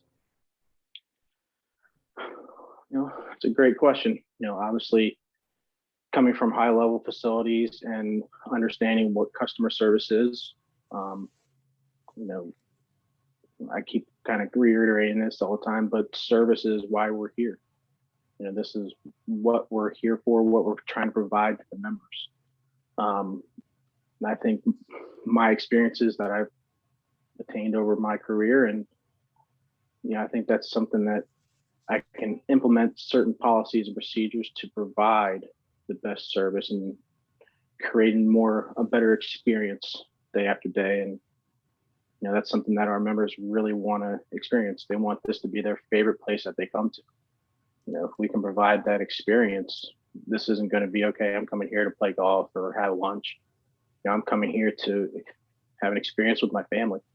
This is now their favorite place to go to versus going to, a restaurant down in the city. That gives them more of an opportunity to come here and have more fun and spend their money here at the club and support the club versus spending elsewhere. I'm going to butt in here just a minute. You mentioned customer service. Can you give us an example of customer service that you offer at your facility? The biggest thing is you want to start your customer service right when they step foot on the property. From the moment they drive through that gate to the moment they get out of their cars, you should be greeting them right when they show up. So, we're attending someone at our bag drop. We have someone at our front gate that greets them every day. So they go from that front gate straight to the bag drop. They have a guest with them. We're setting them up on a cart. As they walk down the hill to our start area and staging area, the starter's out there greeting them. Sometimes we do try to have a golf professional out there as our starter, in our busy times and when we know a lot of guests are coming out.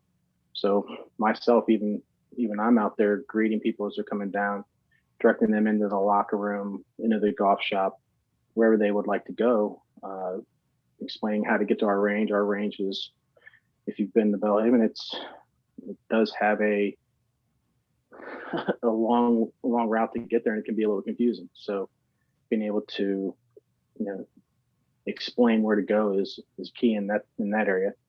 And then, when you're on the tee with your guests, it's always nice to go up there and speak to the guests and try to get to know them a little bit, while they're teeing off, and spend a little time with each group. It just adds a little extra personal touch to it.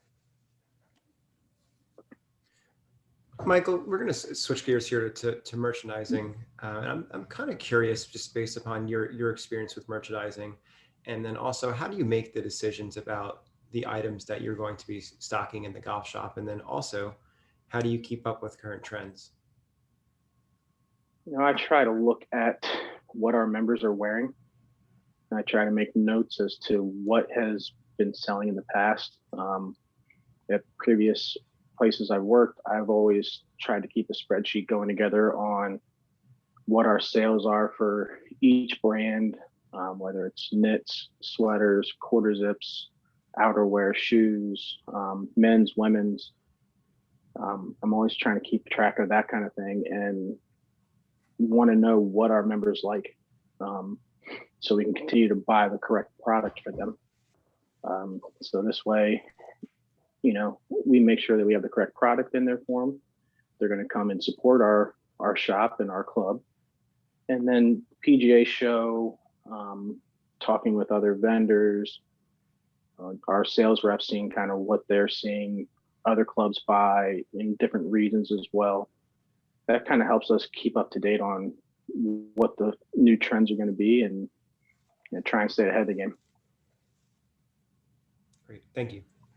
I noticed in your resume that you mentioned that you create merchandise displays, which resulted in an increase in golf shop sales. Can you kind of tell us a little bit more about that? Obviously, merchandise is an important part of what we look for in our facility, and love to know a little bit more about what you did to increase that golf shop sales from $395 to $520. Absolutely. One thing I've noticed is when I walk into a shop, the display is really what draws your eye to it. If something's very flat, shirts are just laid on the table. They're not folded in different directions or in different patterns, or everything is laid out in different heights. It looks flat and it doesn't draw your eye there. Over my years and experience, using props like suitcases or crates, something to change the levels, placing mannequins in different areas, even a fixture with sliding out drawers, it helps. It creates different levels and it draws your eye to different pieces. That's one thing that I've really focused on when I'm making my displays, is I'm trying to create different levels with different props and to try and create a different view and draw people's eyes to that display. Okay, thank you.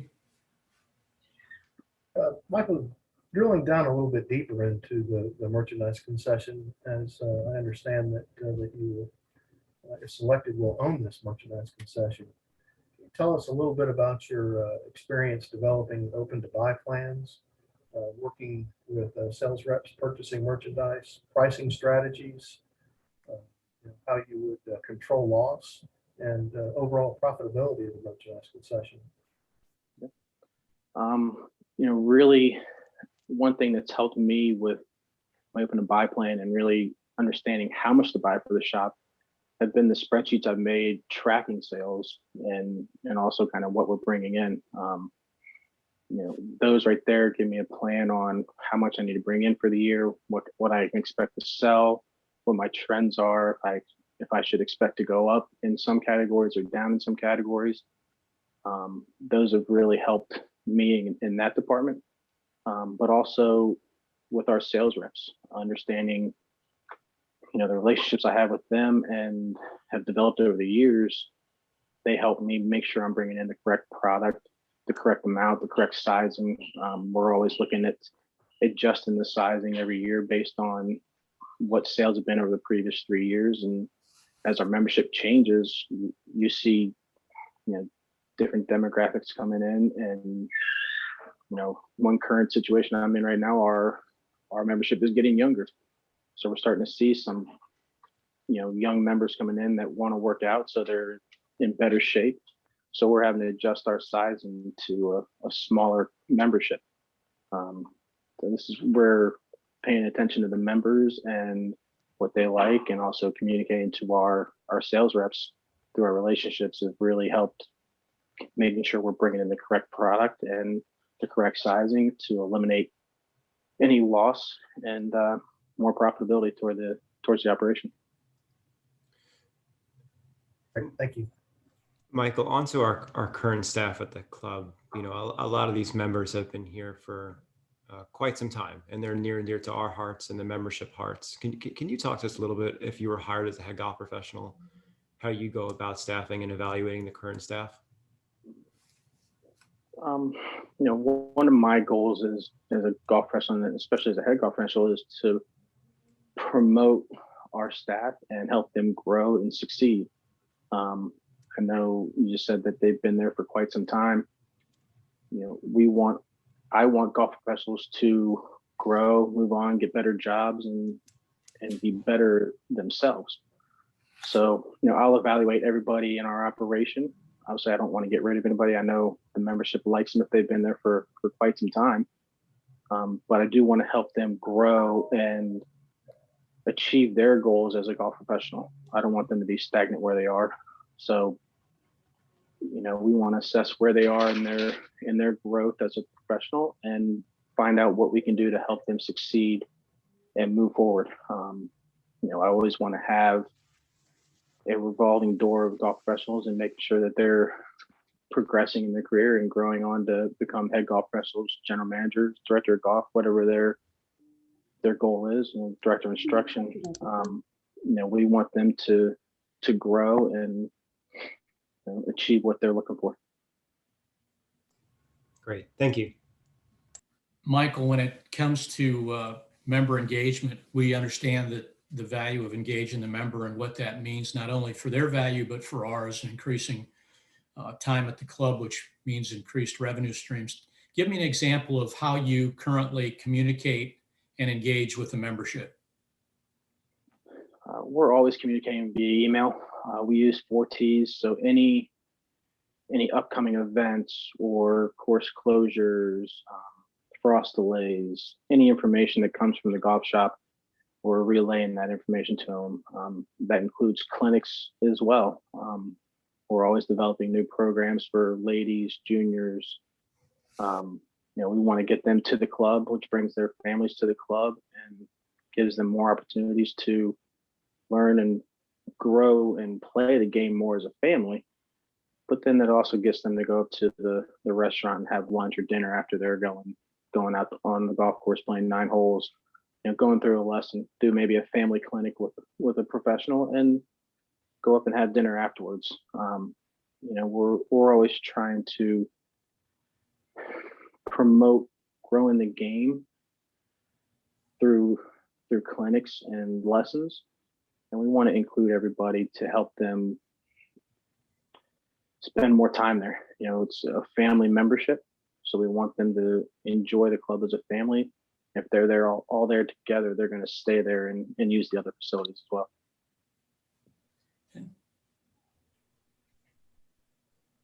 Michael, managing people is always one of the most challenging aspects of being a head golf professional. And in managing people, sometimes we make mistakes. Sometimes we say things that we wish that we did not say. Can you tell us about a situation in your career that you didn't handle particularly well? How, with a colleague, and how you dealt with that? There was a time where one of our outside operations, I believe it was our director of outside operations, we've asked him to do a few things and time and time again, and it wasn't getting done. So finally, I went to him again and said, this needs to be done. Conversation ended up getting a little heated, and unfortunately it was right there kind of in front of some members. So it didn't look good on me or the other individual. So, in the future, this actually happened again with him. I pulled him off to the side and we had a conversation versus an argument in front of the members. If you can always talk to someone more level-headed and take the time to understand their point of view and express your point of view and what you're trying to achieve, it gets them to show that you're interested in what their point of view is and how they feel on a certain topic. So you can work better together to try and achieve the same goal. Great, thank you. Michael, as far as teaching, tell me a little bit about your teaching. Like, what is your philosophy? Tell me how you go about a lesson, and more importantly, how are you going to make my game better? My philosophy is every individual has their own swing. A golf swing is like a fingerprint. You don't want to have one set thought on what the golf swing is. You want to work with each individual and assess what they're doing and try to explain it to them in a different, you may have to explain it to them in a different way than you would have to explain it to somebody else. So obviously I'm going to assess your swing and see what feels you have, and also try to assess what kind of learner you are. Do you learn from feel? Do you have to be put in a specific position? What kind of drills are going to work for you? So I want to assess what I'm trying, or I want to assess what is the issue in your swing. And the main thing for me in the golf swing is impact. It doesn't matter exactly how we get that club to impact, but we all want to get to impact in the same position. And I'm trying to figure out how to get you there in the best way that with the way you swing the club. So it's all going to vary from student to student, and one person may need to feel like they're coming over the top. One person may need to feel like they're looping the club under. So it's all going to depend on what individual swing aspects you're trying to achieve. Thank Mike, you. I want to know just a little bit more about you. Can tell us one single task or project that you consider your most significant accomplishment to date?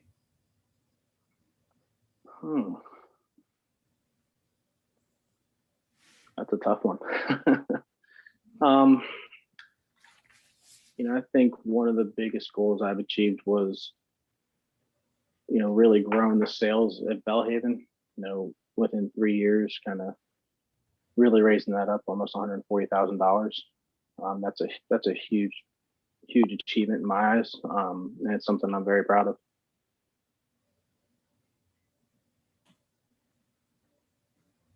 Okay.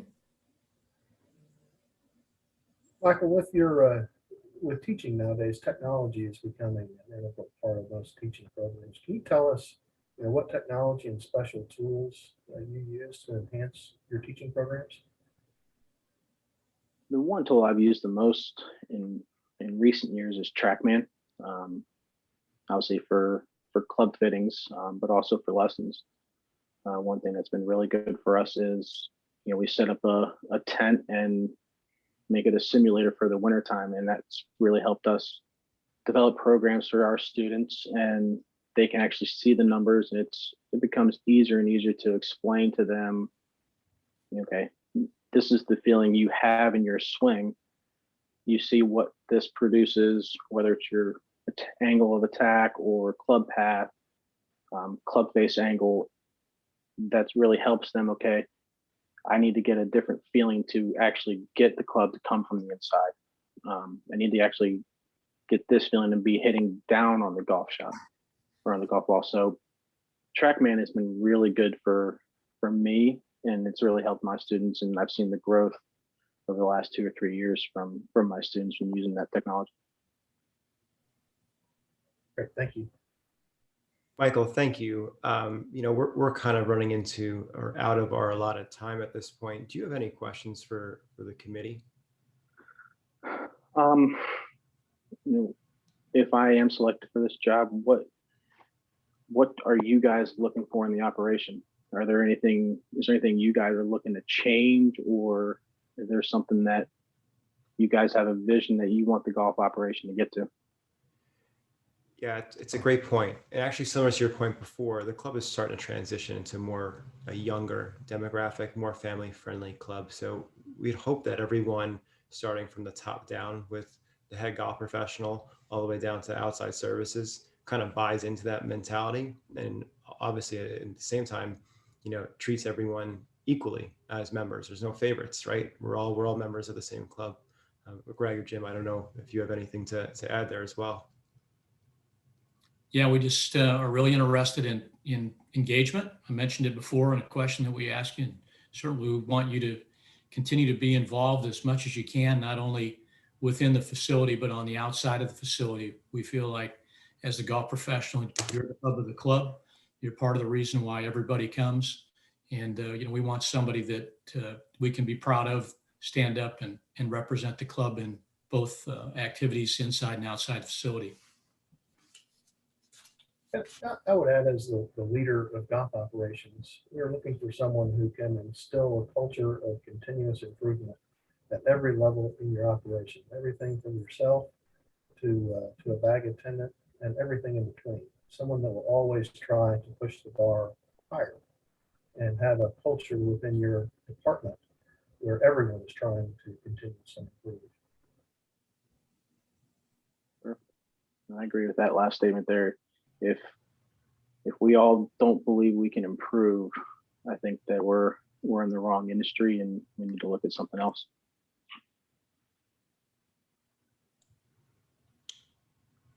Any more questions, Michael? No, sir. That is it. Thank you. Great. Okay, so as we bookend this interview right now, I'm going to give you the floor for about 30 seconds here. Is there anything that we didn't ask you that you feel it's important for us to know? I really want everybody to understand that, this is a team centric approach. Our operation and the entire club needs to work as a team to achieve one goal. And that's the approach I want to have. And I want to create a culture where everybody has a good time working and we all enjoy working with each other as a team to achieve that one ultimate goal at the end. Great, Michael. Thank you for your time. Thank you. I appreciate it. Well job, done. Michael. Thank you. Yeah, well done, Mike. Thank you. That was really good. Thank Not you. easy. Thank you. All right, I'll try to moderate, since Greg was one of the interviewers. I'll try to moderate discussion. First, Mike, let me give you the floor to feel like, if you had something you could correct right now, fix, do something differently. Is there anything that comes to mind?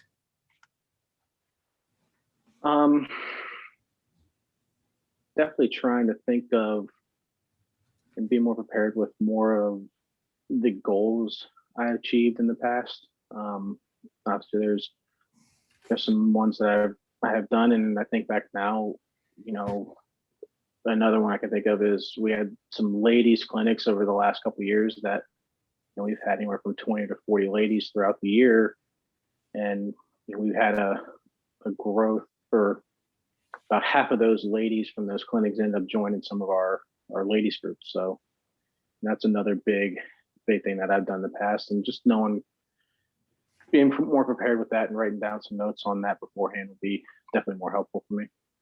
Yeah, I would say that, the good questions will always ask you for an example, like Greg asked you for an example of customer service. And a great question will let you answer that and then ask you for another one, because most of our professionals will prepare one answer. A good interviewer will try to get a second answer out of you. So you really want to prepare two alternatives. And, I think, the committee or the rest of the consultants will say, the best part about answering interviews is being able to tell stories, right? So we had a member, Mr. Bafudnik, blah, blah, blah. I was able to do this for him. His clubs were locked, but he's taking a trip. I met him at the club at 8 o'clock at night, blah, blah, blah. Some kind of, that's what customer service is. But having the examples is important, and you do need to prepare that, Mike. So I think that's a good self-analysis there, that you do need to prepare for having examples, because those are really hard to think of. And when you're stumbling, that doesn't bode well. You want to be able to say, yeah, I've got a great example for that. And here's what happened. I will invite everybody to put in the comments if they have a question or something they picked up about Michael's interview. Like I said, this is a group project. One thing I will start with that is new to us in terms of video interviews. Obviously, we're hoping most of these will be more in person going forward, is having the computer on the same level you are. Yours is down below you, looking up. So if you have to put two books underneath it to elevate your laptop, if that's what you're using, or your phone, that's a strong suggestion, just so you're kind of looking eye to eye. Todd, when he was on before, if he turns his video on, he's standing up and he's got his computer at eye level. He's not staying up anymore, I don't think, but that's what I was going to say. Sorry, John, I am sitting down as we speak, but yes, for the first 2 hours I was standing up. And if I'm doing any kind of interview or presentation, I'm always standing up. Right. So that's just one suggestion that we really wouldn't have known anything about a year ago. And, the team here uses Spark Interview a lot. And that's the suggestion they always get. We don't want to see your ceiling behind you. We want to see the wall. You did a good job of having a nice blank background and not too much busyness back there. But so anybody else on the call, if you'd like to either unmute or type into the chat.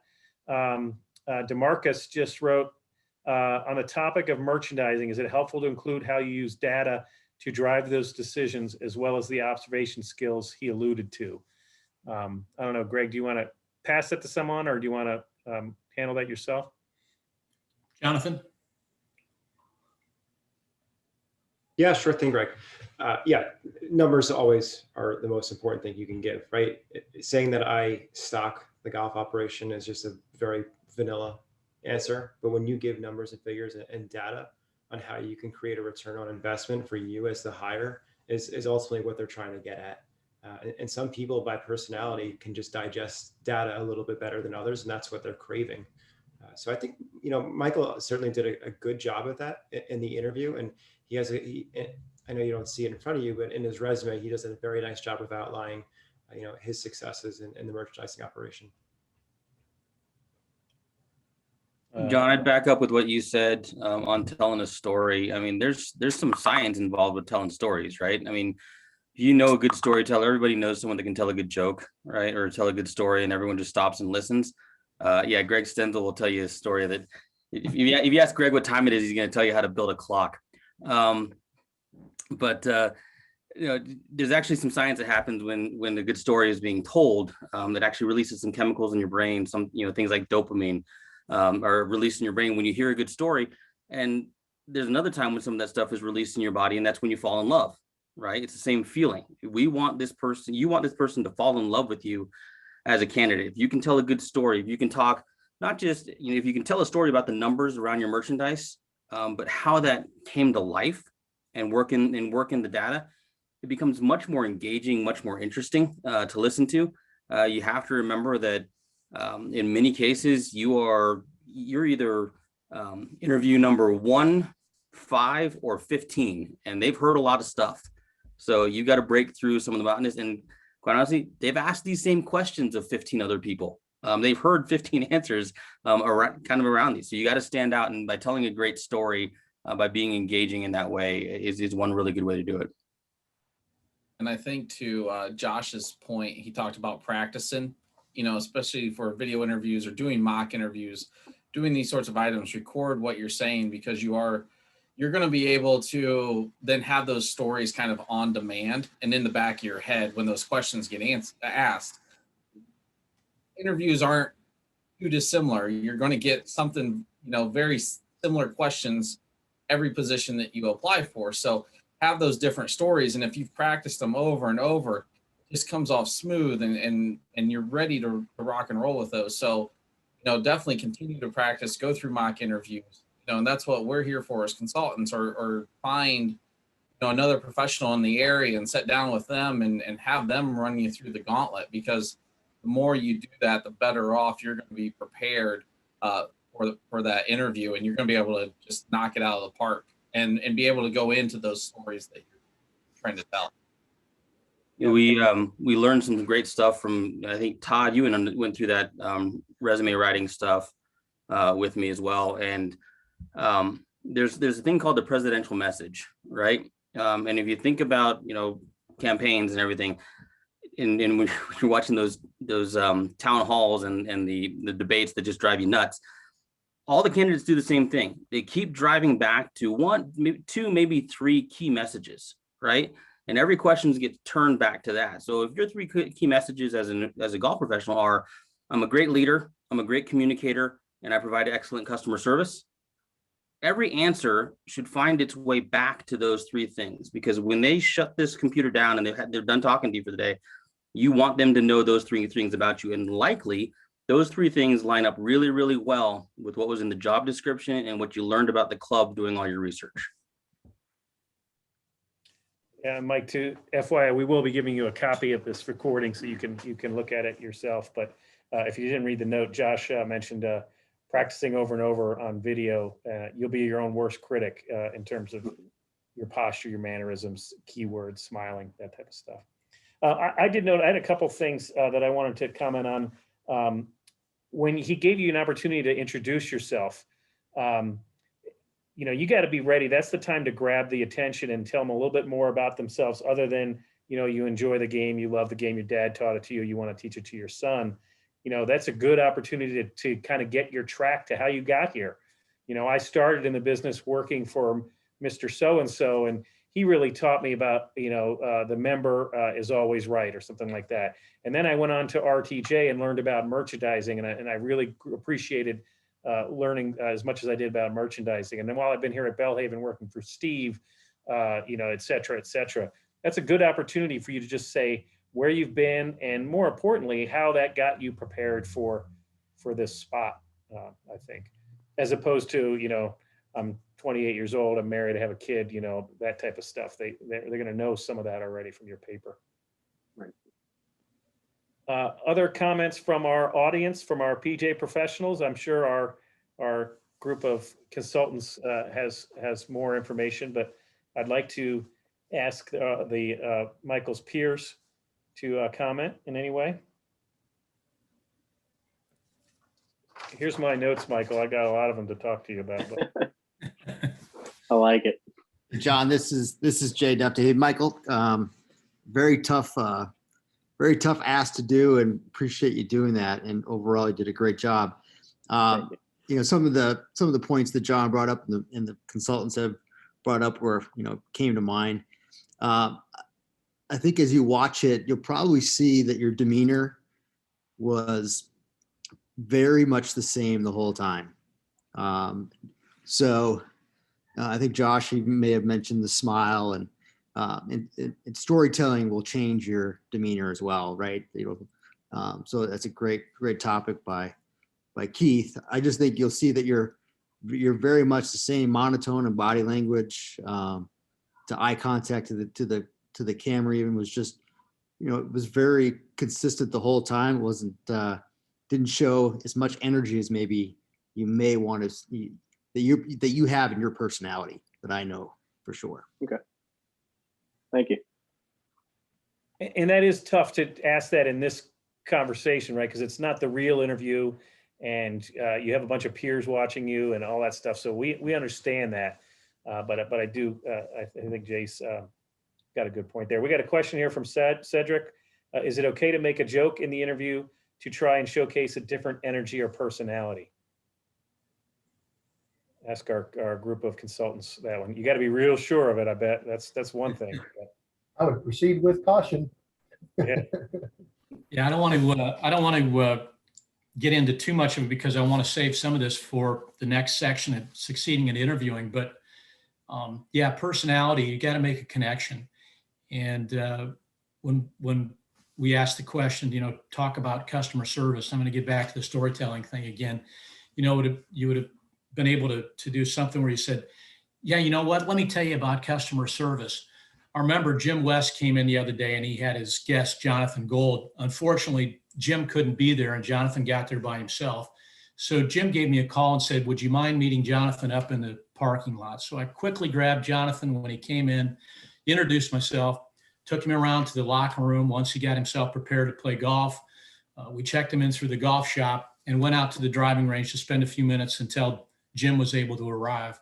So I watched Jonathan hit a few shots. I made a couple recommendations. And actually within the first 10 minutes, I was able to turn Jonathan's slice around to a draw, which I found out later, he really enjoyed his round out at Bellhaven.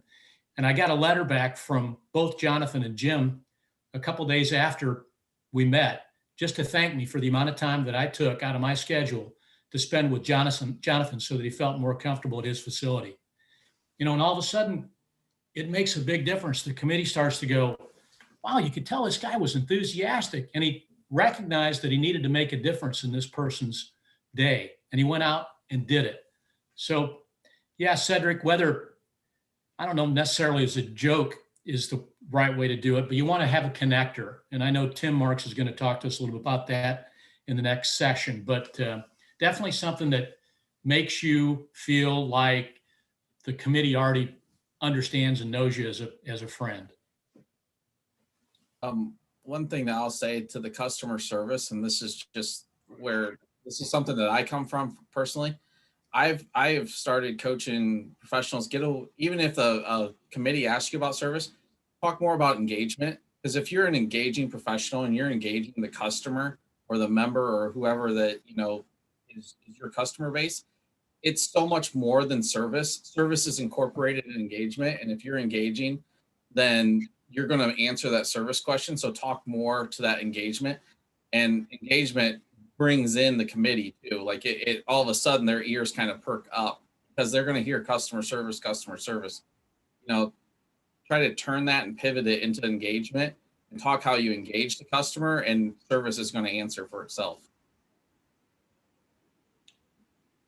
Yeah, there was a couple predictable questions, Michael, that I think you can, once again, when it comes to the real time, to be prepared for.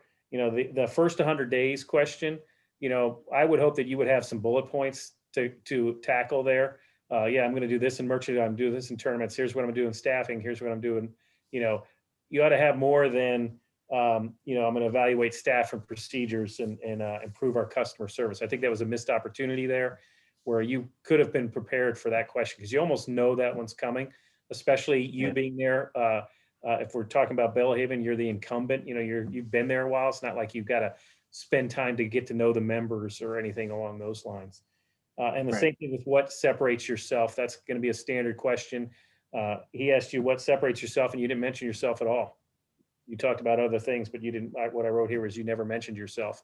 There are some questions and we can help you, Mike. And anybody on this call, if you're going to be having an interview, you need to be talking to your consultant. They can tell you, hey, we can't predict exactly what they're going to say, but we got a good idea of some questions they're going to ask. And if you prepare for those, you're going to be prepared for almost all the questions. Hey, John, one thing about being the assistant going after the head professional position that you need to remember is that, yes, they know you, but quite honestly, all the successes of that golf department more than likely have been heaped onto the golf professional before you. And the committee that's there, the members there, probably aren't aware of the depth of the interaction or the depth of the involvement of the first assistant in those successes. So that's a really good time to identify. It's not bragging if it's true, to identify what parts of the successes of the club you've been critical to the success of. And also, I'll just jump on that because that's actually how I got my first head professional job, was by being the assistant at the facility. You know that facility better than anybody else that's walking into that room. So use that knowledge to the fullest degree. You bring up the areas that you feel like may need to be fixed or tidied up. And I always talk about never say the word change, but always enhance, right? Because we just never know who's in that room that may have made a decision that we're looking to try to change something, but you always want to enhance an operation. But again, as being the assistant at the facility, boy, you've got such a big advantage over everybody else coming in because you know where the skeletons lie and you know what's going to be really push the buttons of those committee members too. Use that to your advantage and talk about stories, and you can really drive home a lot and really set yourself apart from other candidates. Absolutely. Well, you can interview for that job every day. Being there. So you use every day as an example of how you're the right leader for that operation. Definitely. Hey, two things I've been giving you criticism. I want to make sure I give you two answers that I thought were really good. The lesson philosophy question, every golf swing's like a fingerprint. That's a great money quote that was I thought was really good for that answer. And then you talked about individual assessment and your philosophy on impact. I thought that was really good. The significant accomplishment, you stumbled and then you said, well, I think, growing the sales 140,000. I mean, that's a great answer. I just would have blown it up a little bit more. Yeah, I grew the sales 140,000. That's significant. So I think I would have not been so what's the right word? I would have been more proud of that. I think that was a good accomplishment. And once again, you probably ought to have a couple, like you said, self-evaluation there, but that was a great answer. I would have expanded on it. I would have been more upfront about it and say, yeah, 140,000. But both of those answers, I thought you did a really good job. Thank you. Yeah, good job. And John, you normally keep track. I didn't hear many ums or knows or. Correct. That's my verbal pause as well. So I don't notice it as much because that's what I do, and it kind of just flies over me. There were a few, but not as much. So we've had, this interview process in front of you previous years where we count knows or ums, and you had a few, but I wouldn't say it was a number that I really kept track or it bothered me enough to start counting. So. Greg and Michael, we might be getting into this with the best practices of the interview. One thing that stood out, Michael, and it's coming as well to John's point is, you should be prepared to ask questions in the interview at the end. And the more engaging your question is, the better, because really that's your last impression on the committee. And, you know, we really try to advise to have you ask a question that's positive. It's really easy to ask the question that you did, like, hey, what are the expectations of the position? Even though it's written in the job description, you know, what's the hiring timeline? What are some opportunities? Those are all good. But I love, you know, I like when candidates ask a question that's positive, like, what do you love most about the facility? What's your favorite golf hole in the course? You know, like things that are very positive, and that's how you, as your kind of like your signature before you get out of the room. You know, people will remember how you make them feel, and that's a positive thing, and that's how they'll remember you. That's an excellent point. That's great. And this is an excuse, you know, every interview I've ever watched or been a part of, they have no problem with you coming in with written questions. As a matter of fact, a lot of them prefer it. A lot of them know, oh, this guy really prepared because he has 6 or whatever the number is. Don't count me on the number. I don't care how much, but that this person thought enough in advance to write these questions down. You know, so, and that might also help jog your memory for when you're answering a previous question. But you're allowed to do that. So it's not cheating to write those down and bring those with you. Open up your Padfolio and say, yes, as a matter of fact, I prepared these questions. That's going to be way better than them thinking you're just thinking of this question off the top of my head because they asked for questions and I wasn't prepared for that. You know, certainly I think Jonathan's got a great point on what questions to ask. But there's no excuse not to have a list of 5 or 6 questions. If you don't have time to ask them all, that's one thing, but you ought to have questions ready to go. That's an easy one to prepare for. Absolutely. Michael, thanks so much for, like I say, volunteering. And the idea is to try to help you, make you better. And when the time comes, hopefully this summer, you're going to ace it and you'll be in the right spot going forward at Belhaven. So thanks again. Nice job. Definitely. Thank you for having me, and thank you for all the feedback. This is great. It's something that's going to help me going forward for sure. Appreciate it. I know that you may have to get off, but as John mentioned, that he's going to record this. The next session is succeeding at interviewing. And so I know we're going to touch on some more key aspects of what I like to call how to win the interview, or how to understand and beat the committee. So we're gonna talk a little about that, and that may be helpful to you as well. So as we go into succeeding in interviews, we do a lot of different types of interviews, and some of them are involved or around our advanced search, which is our paid search program. And the types of interviews that we tend to do are, one is the one-way interview, which I'm going to get Tim Marks to talk about here in just a couple seconds. And then the other is the two-way interview, which we just did, where we have the committee person on and talks to the committee. And then the third is the in-person interview. So we're going to touch a little bit on those. But first off, in the advanced search option, the big one that we use is the one-way interview, video interview. And so I'm going to turn it over here to Tim Marks, who's an expert from our team on Spark interviews. So Tim, take it away. Thanks, Greg. Before we get started on that, I just wanted to mention that there are so many things that we've talked about today leading up to someone getting hired. And someone is hired because they're the right fit. And there's a number of different parts of being the right fit, and we all understand those. Your interview performance gets you to that point where you become the right fit, and the hiring committee or an individual understands at a certain moment in time when you're the right fit. And your preparation that you go through, that should be very extensive, leads up into obviously how you interview. And your experience that you gain throughout your career, leads you into that preparation. And you can see how all of this is interconnected. And your networking is a big part of it because it is a part of everything that you do and a part of your experience, and teaches you how to interact and again, have better preparation and have a better interview. But all of it is driven by desire.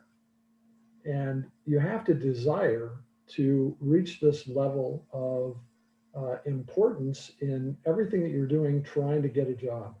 If you don't have the desire to take and work the extra mile that it takes to get from point A to point B in one of these processes, then you're going to have a difficult time and you may not succeed. So I do want to talk about one-way interviews, or spark hire interviews as we call them. We do use those as a department in our executive level searches, and we use them to, as a first part, better understand candidates.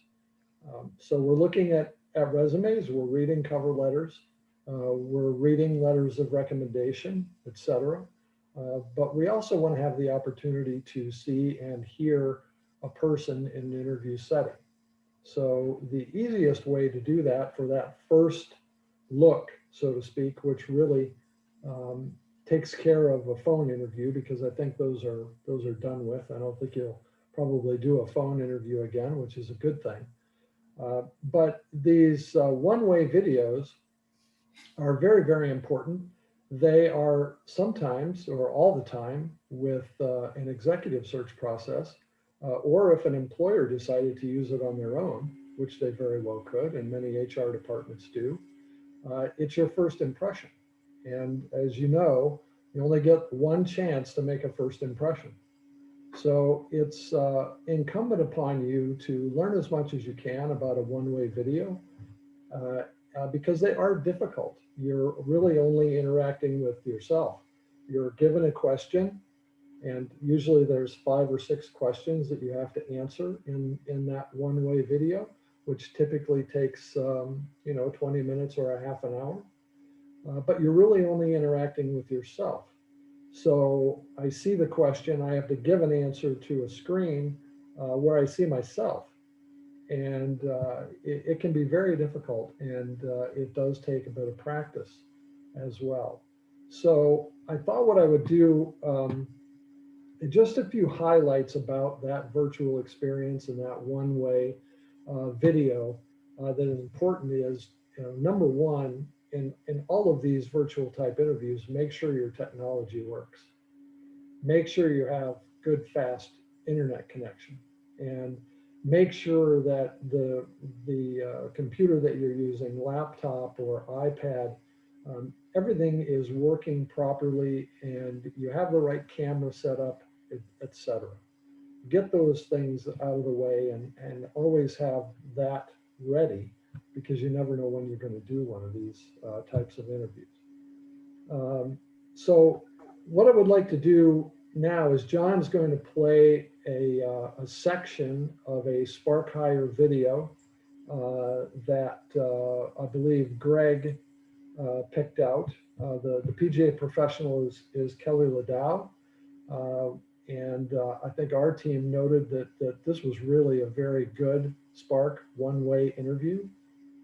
And we'll talk about it a bit at the end. And I also like to hear from the group after you view this, what you think of this segment as well. So John, go ahead and share.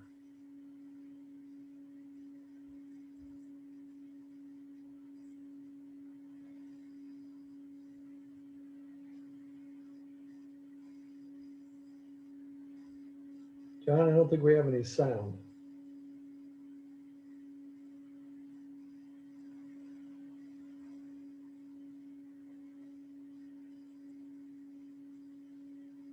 Still no sound. Hey, John, come off mute, because I think before it was coming through your speakers. Could be.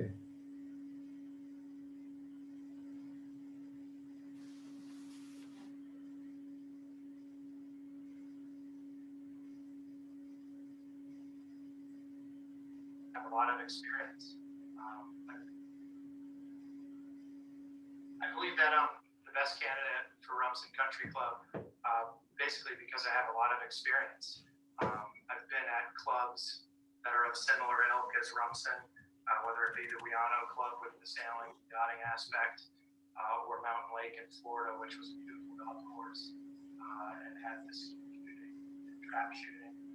So I enjoy clubs that have a myriad of activities. I think that's great for the membership. I think it really leads to a great culture. And you know, my experiences have really led me to acquire a skill set that I think would be an asset to the membership at Rumson.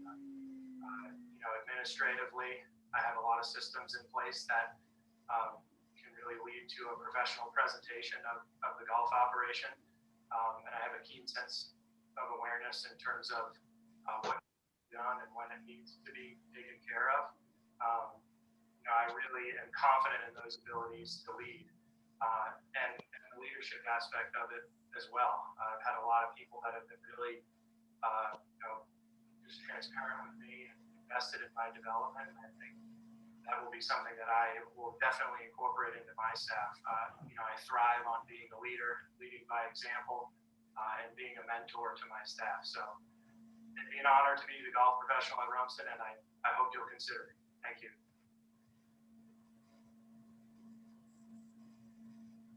Great. Thank you, John.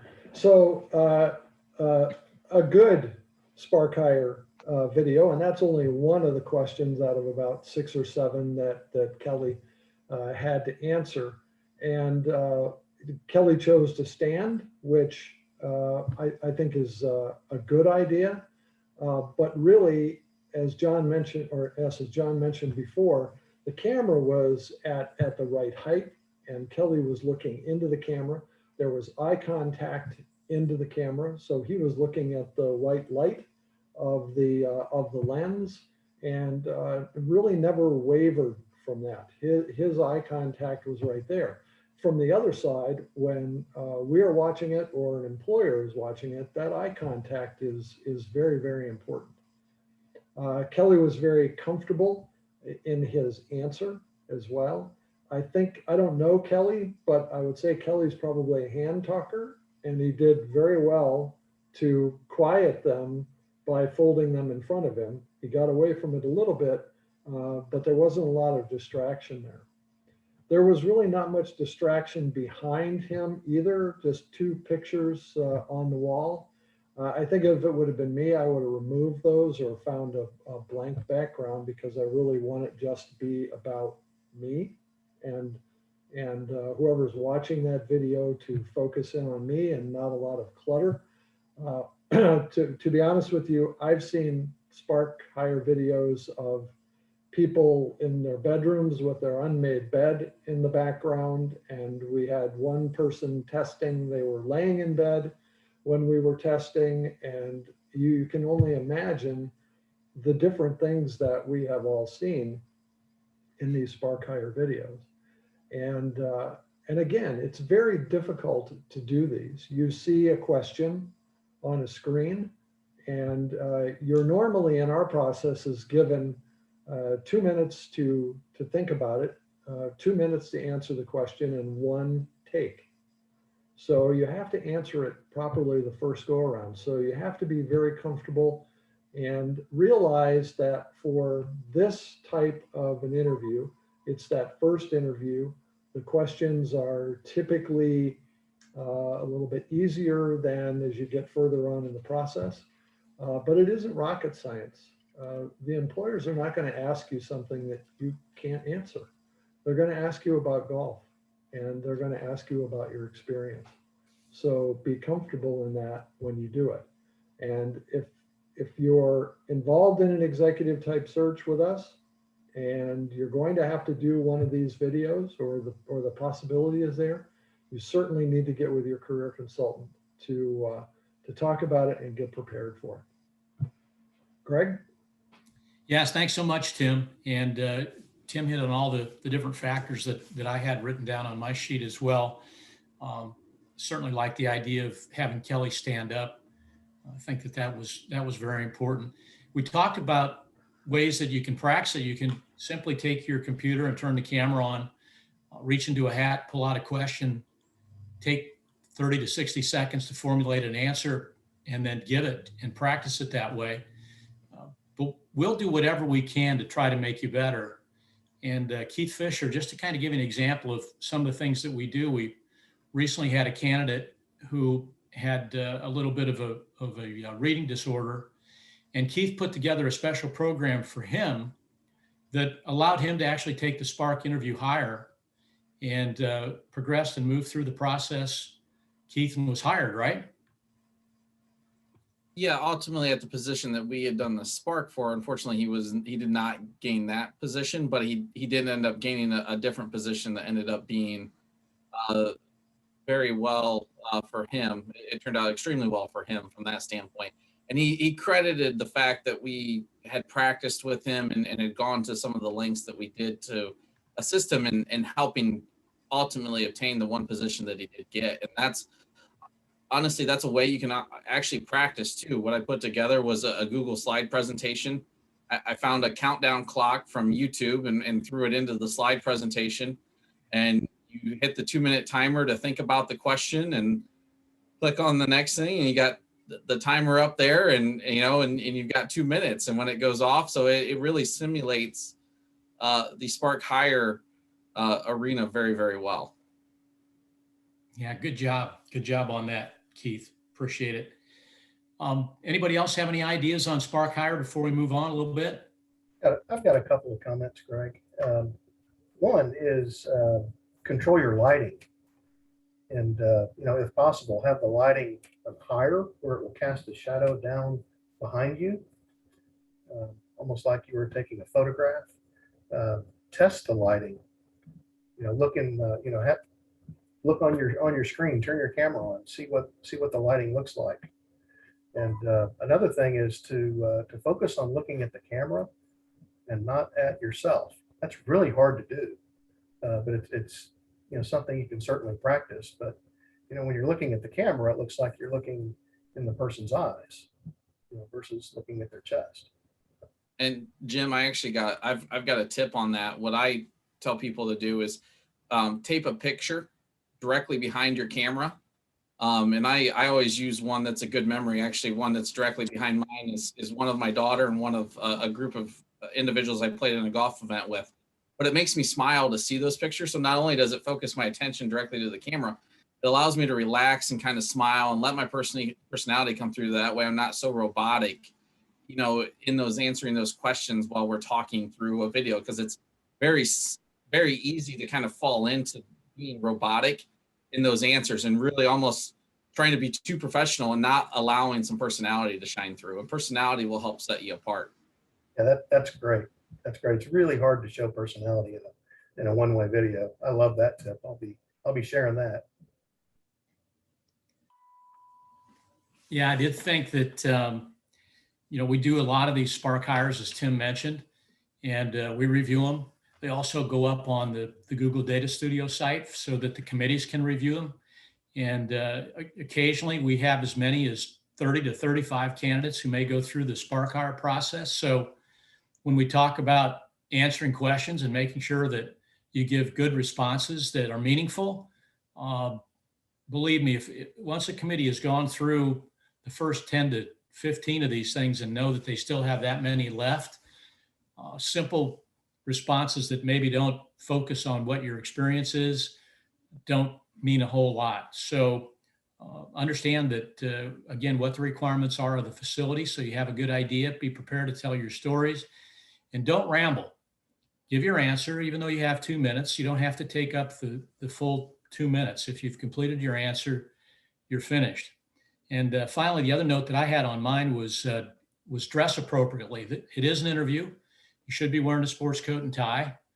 I had a candidate here not too long ago that wore a blousey kind of dress shirt and sat in a recliner and looked like he was giving a fireside chat. And even though it was a great candidate, it just turned off the committee. So remember that this is a professional interview, and so handle it as such. Any other comments on the Spark hire? Hey, Greg, I'm not sure, but it looked like he had written some notes or maybe some bullet points and put it underneath the screen, because I saw him look down, and I think that's what he was doing. And I think that's a good idea. When you have that 2 minutes, if you can write down a few bullets, you obviously don't want to be reading, and be robotic that way. But if you if you know the 3 topics I want to cover here and can refer to them, that's probably a good verbal clue. Yeah, definitely. Make a few notes. If you got sticky notes, you can put them on the side of the computer. So if your eyes are good enough, you can read them. I fall out of that one now, but it's a good idea. So we're going to kind of move on now to the how to succeed at the interview, or how to beat the committee, things that you need to do to prepare for the in-person interview. And to me, this is really, it's a personality contest. And Keith Soriano, he may still be on here. I know he's got some feelings on that. But when you've done all of the work that you can do, putting together your cover letter, putting together your resume, going through the Spark Hire interview, going through the two-way interview that you've done, and all of a sudden you get to the club, you're ready to step in front of the committee. There's a lot of things that you need to do, especially do your homework. What do you know about the facility? What do you know about the committee? Did you reach out to your career consultants and ask questions? And Keith, I know that in your blog spot that you did here the other day, or your podcast, you guys talked a little bit about that. Did you want to hit on a couple of those things? Todd, you want it? All right. Yeah, I mean, there's look, you've got to be engaging, right? I mean, you talk about beating the committee, right? I don't necessarily think about it as beating the committee as so much as trying to get the committee on my side, right? They're the ones that are making the decision. You know, you're trying to become friends with the committee. You're trying to make them, I keep using it, and they want to make them fall in love with you. I think one of the ways that you can do that, and we talked about it a little bit before, when the worst thing I've ever seen, or not the worst thing I've ever seen, but one of the worst things you can do in an interview is to not have any questions at the end of the interview when they give you that opportunity, right? I mean, that you need to give them a chance to brag about their club, give them a chance to brag about their facility. You'll know that you've got them when they start selling you on the club, right? And honestly, it shows that you've got some interest in what they think is important about the club. So, one of the questions I encourage people to ask is, what are you most proud of about this club? Where do you see this club going in the future? And really, how can I be part of that? I think those are that's your chance to really loop them into your world. So they're telling you how great they are. And then they start, they created this feeling where they're like, hey, this guy cares about what we do here. I got to tell him about this great experience I had at the club. And now they're on your team. Right. So I get where you're coming from, where, beat the committee, but I like to think about it as how do I get them on my team? And Keith, to your point, I think don't be afraid to ask those questions. Don't be afraid to ask those questions in the middle of the interview, right? You don't necessarily have to save them for the end when they ask you. If they ask you, like, what would your 100-day plan or 5-year plan be for our operation, and you provide your answer, fire it right back at them. Well, what is, do you guys have a strategic plan? Do you have this? And if you've done your research, you know that they don't, you're going to get a lot of blank looks back. But it's a question too, that as they start to answer things, they're going to give you your direction for the rest of the interview. They're going to give you the answers. So it becomes a much easier time for you to go, okay, I need to tell this story, or I need to hit in on this because this is important to them. They just told me that. So also, don't be afraid to ask those questions in the middle of the interview, or ask a question to a question. You can't do it for everyone, but there are certain instances where it's very valuable to do that. Yeah, and to one other thing, Greg, that I would add is that the thing that I've seen, and this applies more to a director of golf, director of instruction, head golf professional, maybe not as much as an entry-level associate, but these committees are looking for stability. I can't, when I reach out and make the first contact with these committees, so many times I hear, well, we don't want to be doing this 3 years from now. So a lot of the successful candidates, it might be a far-fetched connection to that area or that club, but they figure out a way to connect themselves to that area and that club, and that gives a sense of stability and comfort to the selection committee. There's also something to be said about the interview process in itself. You know, very few times, I mean, very, very few times will someone get their first head professional position on their very first interview, right? And it all has to do with your, you know, the more prepared you are. The reason being so, the more interviews you go through, the more comfortable you are in that setting. The more comfortable you are, the more relatable you are. And to Keith and everyone else's point, the more they can fall in love with you. So to try to put everything in your favor, you really need to do everything you can. I mean, like really prepare. If you can play the course, if you can kind of reach out to some members that you know that know about things about the course, you need to give it 150% because it's just going to translate better in the interview process, and you're going to come across different. I was speaking with a mentor of mine, and we were talking about it. It's funny when you know, it was Charlie Robson who I was speaking with about this, and it's just so funny that you would see professionals hit golf balls every single evening for an hour to prepare for the section championship 3 months away. But when it comes to their career and their interviews, they'll take 5 minutes to redo their resume and prepare for 5 to 10 minutes on interview questions. So you just imagine how successful you could be if you would just flip that switch, right? So it goes back to just kind of even the little things as being prepared for the interview. You're going to be comfortable and you're going to knock it out of the park. Correct.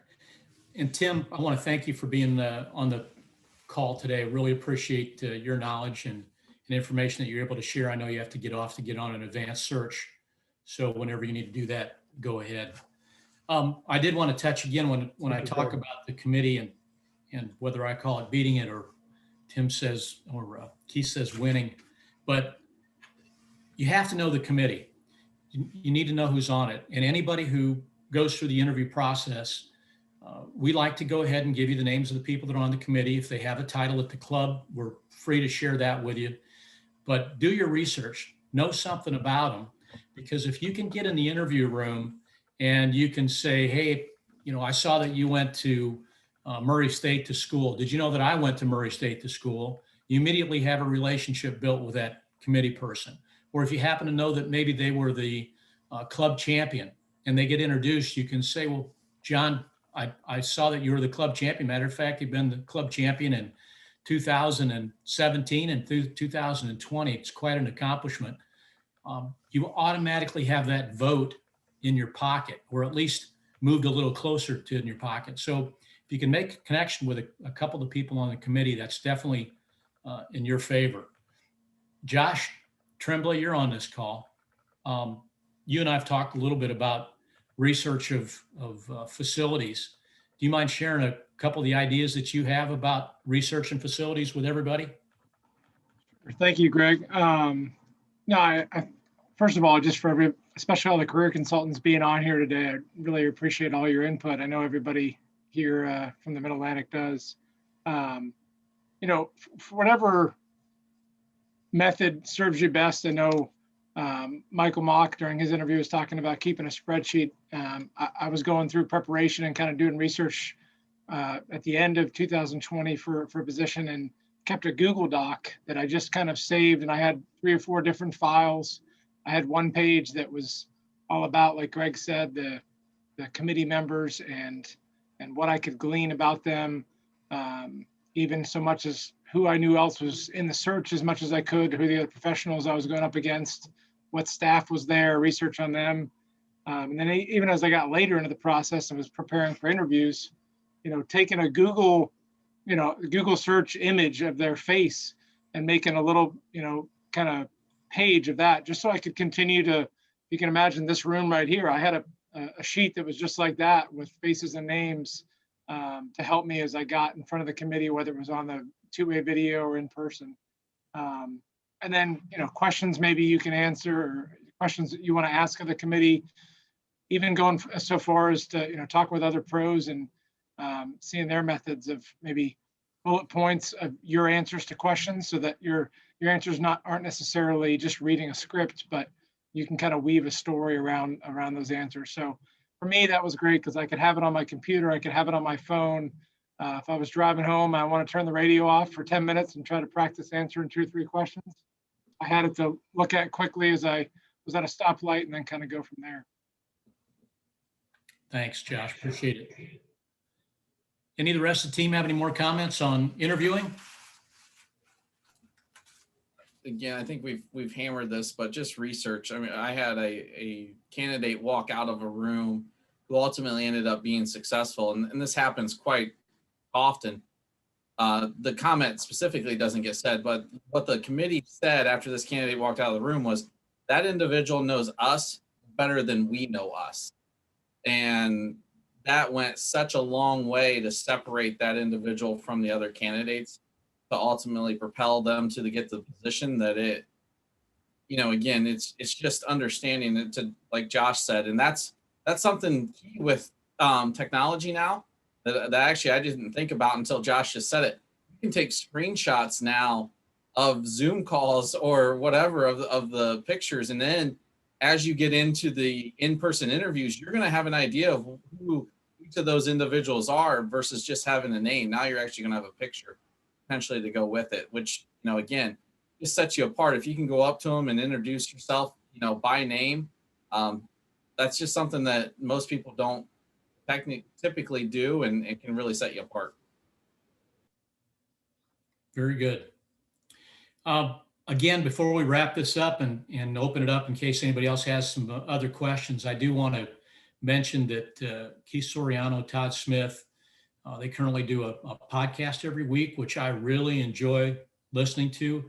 And Keith, if you happen to be able to put that address back up on the chat feature, anybody that wants to tune into that, it's about 20 minutes every week. They hit a topic, and I think it's extremely helpful. It gives me a lot of good ideas about things that maybe I didn't think about. So again, I want to thank everybody who participated today. I especially want to thank my team of career consultants. Nobody owed me anything, but they all volunteered to help me, and it really means a lot. And I know that paybacks are out there, and I'm glad to help you as well, but it meant a lot to me to have you on this call today, and I hope it meant a lot to the members of the Mid-Atlantic section that were on here to gain a little bit more information and knowledge from some different individuals in different sections as opposed to just me and my ideas. So thanks again. John, do you want to take it? Sure thing. And Greg, let me thank you. We thank the other consultants. Thanks for all you do for our members, not only this call, but all of our chapter meetings that you're always at, either virtually or in person. And every time we get together, you're there. So we certainly appreciate that. I'm looking at comments, and looks like mostly everyone's being thankful, but if you have any questions, you can certainly put them in the chat. We got an august group of consultants here, so we can ask any questions. I would just say on behalf of the Mid-Atlantic section as well, just thank you. I know I've had some texts and direct messages with other pros here. My only wish is that we could get more pros and especially more assistants on here to learn from this. I've been lucky enough to attend the first few that we had at Columbia in person, and this was obviously great being virtual to be able to get all of your knowledge from around the country. So even as we move out of this and hopefully 2022 brings some different things, maybe we can keep a piece of this, whether it's in some virtual sessions, because as you said, I think it's great to get your input from around the country and give different perspectives. So thank you. Any other questions or comments from our PGA members on the call? You can enter in the chat or you can unmute. We got a few minutes left. Jay Duffy asked, will this recording be available and send to members of the APA? It will be available. It's probably going to be housed on our YouTube channel, and we'll just give everybody access to it, so we can email it to the APA. For those from outside our section, the APA is our Assistant Professional Association. We did send a private invitation to each one of them as well, but I was hoping for rain today. It was colder. It was 45 degrees, but it didn't rain. So maybe they're out playing or doing something. Well, again, we welcome any comments or criticism, but we want to try to continue to do this, and it is something that we want to try to expand around the country. So if you give us ideas on how you think that we can make it better, we're all open to any of your suggestions. We appreciate those as well. And John, did I hear that Mid-Atlantic will just fly us all in next year instead of doing this virtually? Yeah, as a matter of fact, we're going to do that. I think, 4 or 5 days of golf, and we'll sneak in half a day of a meeting. How's that sound? That probably will work. That's perfect. Scott Kimmick is a former section executive director, so he knows all about correct budget. So I'll just charge his budget for it. Very good. All right. Well, I don't see any questions. So Greg and the team, thank you very much. We do appreciate the time. It was good to see you all again. And that's one of the things I miss about not having in-person meetings, is getting to run into you all at national meetings and those types of things. So it was at least good to see your faces and hear from you. We'll see you in the next place. Thanks again. Appreciate it. Thanks, everybody.